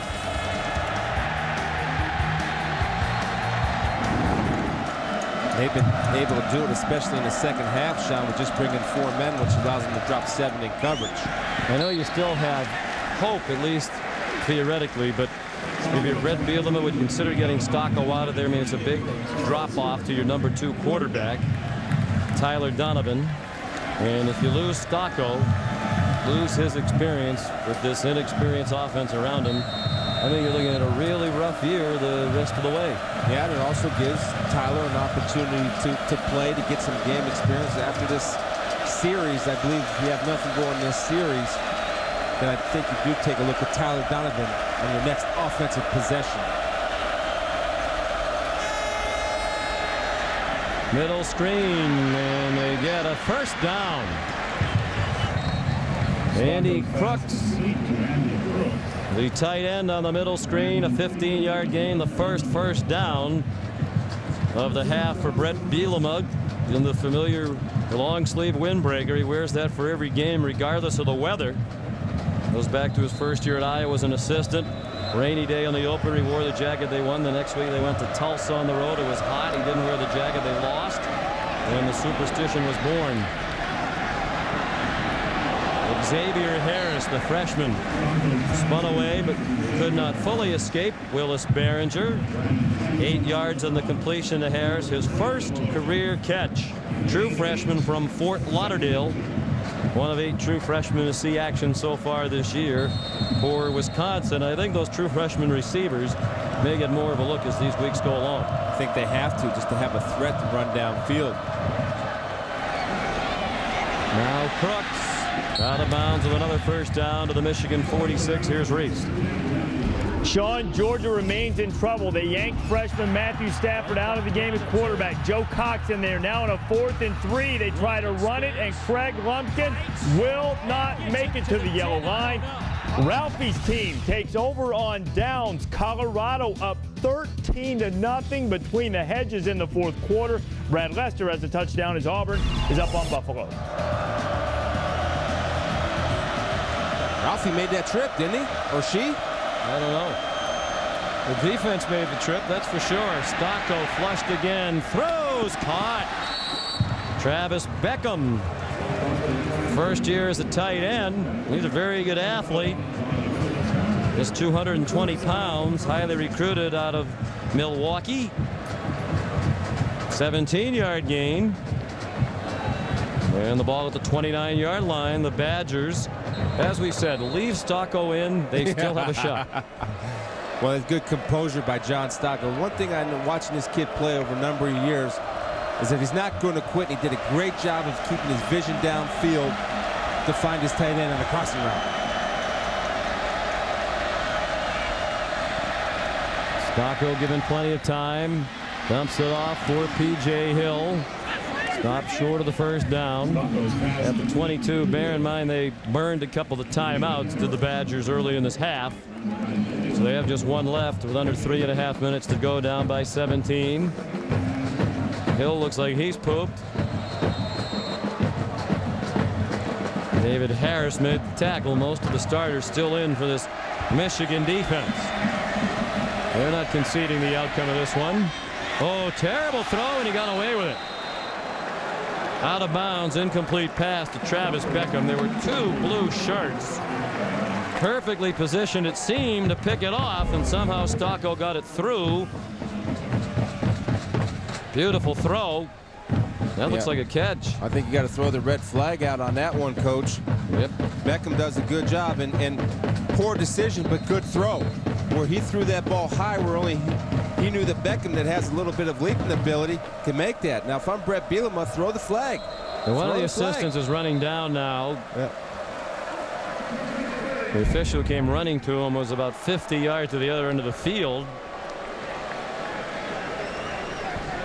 I think he had the flag poised to throw. He was just waiting for the buzz down from the booth. We don't know if it was the replay official who buzzed in or if in fact it's a Wisconsin challenge. Now this should be an easy overturn of a call. Beckham does a good job, catching at the highest point. Right foot is in bounds. And this is not a Wisconsin challenge. The replay official, Jim Augustine, saw what you saw and correctly decided they needed to stop this. I would think he doesn't need much more time to look at it either. I mean, possession, foot in bounds. There you go, and I think it's important to note that we asked Jim, still possession all the way to the ground there, before the game, that the replay officials aren't under any type of time limit, which some obviously people, not in this case. No, well, some people might think out of the week last week out in Oregon and Oklahoma in the the situation out there where the official said he felt rushed. So I asked Jim specifically, as a After replay review, official, there's indisputable video evidence that the Wisconsin receiver caught the ball and was put down at the 10-yard line. First and goal at the 10-yard line. good job on the replays. Dave Chesney, the other man you saw in the replay booth. Well done there. So they're going to spot the ball near the 10-yard line. Right on the 10-yard line.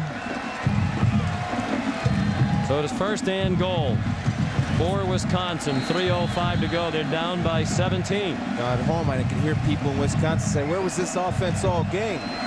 But note that Michigan has been playing a passive defense on this drive, making Wisconsin go the long haul. I don't know why you do that. You've dominated playing the way you played all day. That one, Rowan came in at tailback. Stocko throws it away. I'll tell you why you do it. You make Wisconsin use up the clock. You get them down in the red zone. Then you start to tighten up. It's a shorter field, more difficult to execute. Not enough room to throw the pass, but you don't want to give up the big ball and keep and a quick score to give Wisconsin time to play again. Make them use the clock. Right there, 9 plays. The way you were playing before, they didn't have one first down the entire half and didn't look like they were going to come close to getting a first down. I agree with you, but you play the percentages if you're the head coach.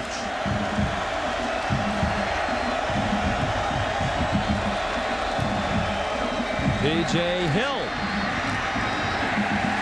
stopped at the line of scrimmage. David Harris again with help from Ryan Mundy. Mundy didn't play in their win at Wisconsin last year. He missed most of the year with a nerve injury that took a long time to heal. Sean, I don't know if he's on any of these lists, the Buckus or Lombardi or Nagurski or whatever other list there is, but David Harris should be put on those lists because he's as strong a linebacker as I've seen in college football.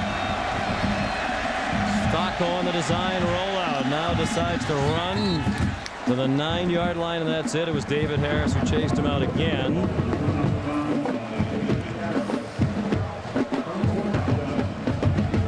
And grew up wanting to be a Wolverine. Well, you need 3 scores, so Brett Bielema decides, let's get the field goal here. Try to onside kick, get a touchdown. Try to onside kick, get a touchdown again. That's all they need to do. I agree with this. You try to get points whenever you can. Taylor Melhoff, 26-yard attempt. 1 for 1 today. He's 2 for 2 today.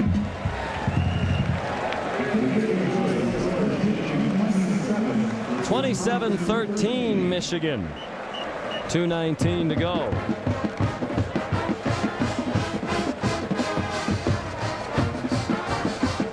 And now the inevitable onside kick.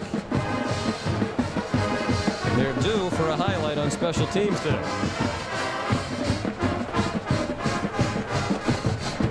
And Barry Alvarez, has he switched allegiances? There he is on the Michigan sideline. The athletic director of Wisconsin, 16 years the head coach.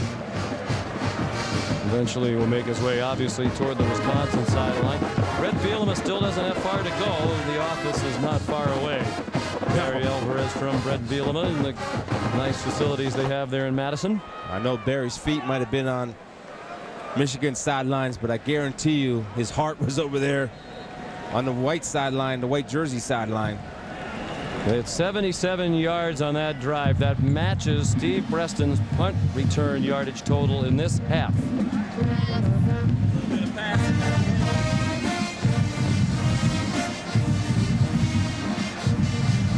Just to reiterate on the onside kick, after last week, Wisconsin is not allowed to make contact with the ball until it goes 10 yards. The only way they can make contact with the ball if Michigan makes contact with the ball before 10 yards.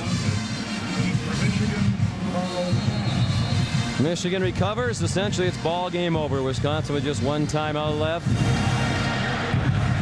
It went 10 yards. It's a free ball.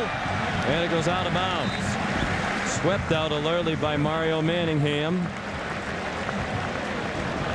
There's a flag down. We're going to get Mario Manningham from, I believe, maybe illegal batting of the ball. That was a well-executed onside kick, by the way. You get that one hopper There's high no height. foul for a kick out of bounds. The ball was touched by the receiving team before it went out. First down. This crew has to lead the country in flag pickups. Yeah. They'll get it. It's their first Big Ten game, but watch the execution of this kick. Watch Preston. Now, he's just a sacrificial lamb. Whap!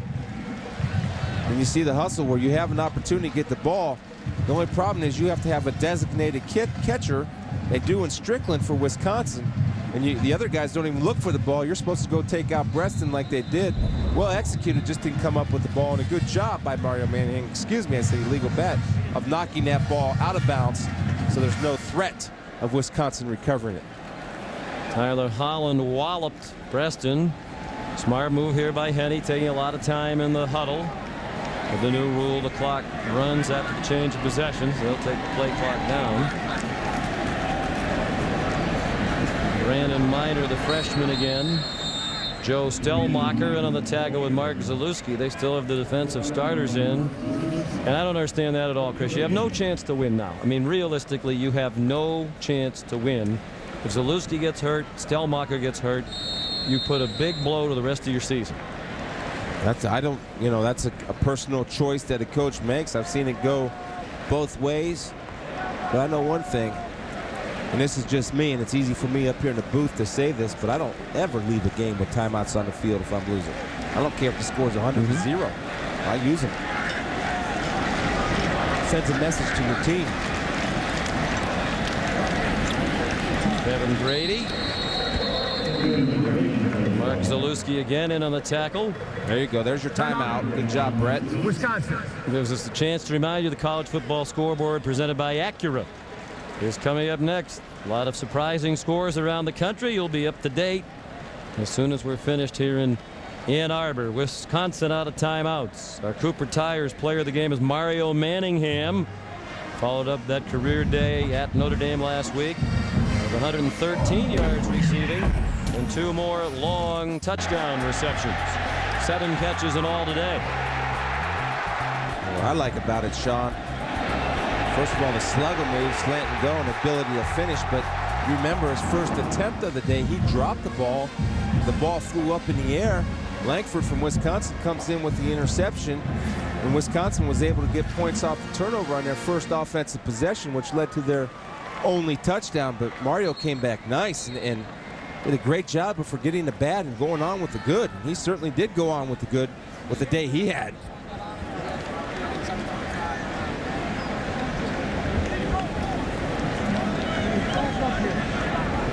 Wolverines are at Minnesota next Saturday, and then 2 weeks from today, another big rivalry game. Michigan State comes to the big house for a late afternoon game.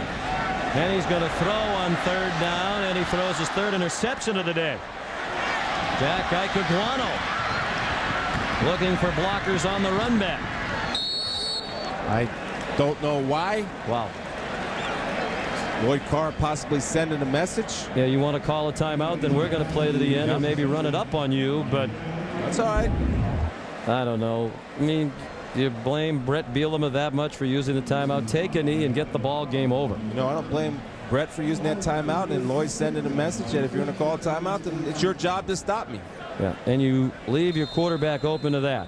That's right. I mean, you want to go right back on the hot seat if you're Lloyd Carr. If that separates Henne's shoulder when you have no proven backup quarterback, that gets you back on the hot seat at full blast, and deservedly so.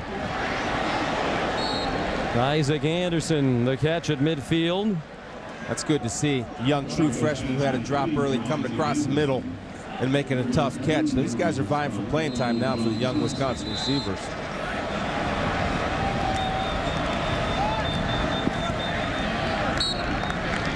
Out of bounds goes Andy Crooks. Brandon Logan, a backup linebacker, made the tackle.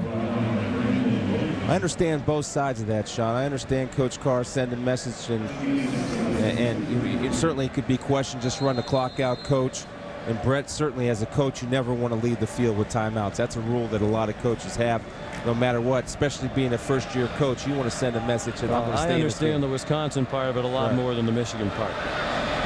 And Henne took a shot that could end your season if he didn't get up from that hit. Crooks dropped the screen pass. It'll be 3rd down. I mean, they have absolutely nobody ready to back up Chad Henne. Anybody you talk to around Ann Arbor the 2 times we've been here say, yeah, we have a terrific team, but if anything happens to Henne, what's going to happen? Jason Forcier is the guy, but he is totally unproven. Again, Coach Carr made the call, and he doesn't have the headset on. We want to know if that call went in without his knowledge with Mike DeBoer. Rob Stone will be on the case.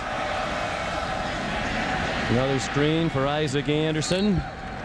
1st down to the 35-yard line.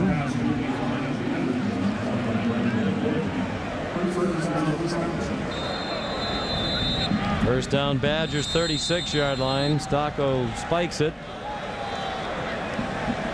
11 seconds to go. I mean, if the reason you called the timeouts, though, and you have starters in the game, is you're going to try to win the game, eventually you have to throw one toward the end zone, don't you? Oh, yeah, absolutely. And I'm looking at running out of time to do that. Well, I am, and again, though, you're also the idea might be you want to work on your 2-minute offense, knowing that your chances of winning the game aren't there, and you hit the screen to hopefully bust one, or to give your young true freshman just some confidence in catching the ball. There you go, to the end, well, close to the end zone. Yep. Deep for Xavier Harris. 6 seconds to go. Willis Behringer had the coverage. So Wisconsin will suffer its first loss under Brett Bielema and go to 3-1. They have a pretty favorable schedule coming up. At Indiana, then home for Northwestern, home with Minnesota the next 3 weeks. Well, matter of fact, when we talked with Mike Hart yesterday, he said, hey, this is an important game for us because if Wisconsin wins this with an eye toward the Big Ten, they don't play Ohio State this year. They don't play Michigan State. And he had an eye on their schedule. Yep. 1 second left. Jeff Holzbauer, the intended receiver, couldn't hang on. Brett Bielema, I get the old Hail Mary out. Send a message to your young team. The guys, no matter what, we're going to play to the last down. Now, that might be unpopular in some places, but I think you do, as you got to make your mark as a head coach and say, I'm never quitting. I don't care what the score is. I line up 3 across, throw the jump ball, see what happens. Make them play to the end. That's what football is. Play to the end, baby. Let's go. In the end zone. Stocco, incomplete. And Isaac Anderson got walloped in the back. And that's the end of the game. Kind of an ugly finish. Another big day for Mario Manningham. 2 more touchdowns, 5 in the last 2 weeks. Michigan a perfect 4-0 with Minnesota next on the docket. Mike Hart didn't get to 100 yards for the first time this season. He had 91. They didn't have him in there late. But he was a factor as usual. It was the defense and special teams that ruled the day for Michigan. 27-13, the final score. You know, one thing about this Michigan football team. We'll get that in a moment. Here's Rob with Lloyd Carr. Coach and I almost run over here. What was the difference between the first and the second half, Coach? Well, I think we run the football much more effectively, but I credit Wisconsin for an outstanding effort. Their defense did a great job on us, and but our defense did a great job after the first drive of controlling the running game. I thought that was the difference, and we did some good things on special teams. On your final offensive possession, why the decision to let Henne air it out and go deep? Well, it was 3rd down, wasn't it? Go for the score? Yeah. Okay. Thanks. Thank you. Or at least the first down. Don't think Lloyd liked the question. Well, we got to ask him. Yep. And he gave his answer. All's fair. Michigan wins by 2 touchdowns. College football scoreboard presented by Acura is up next.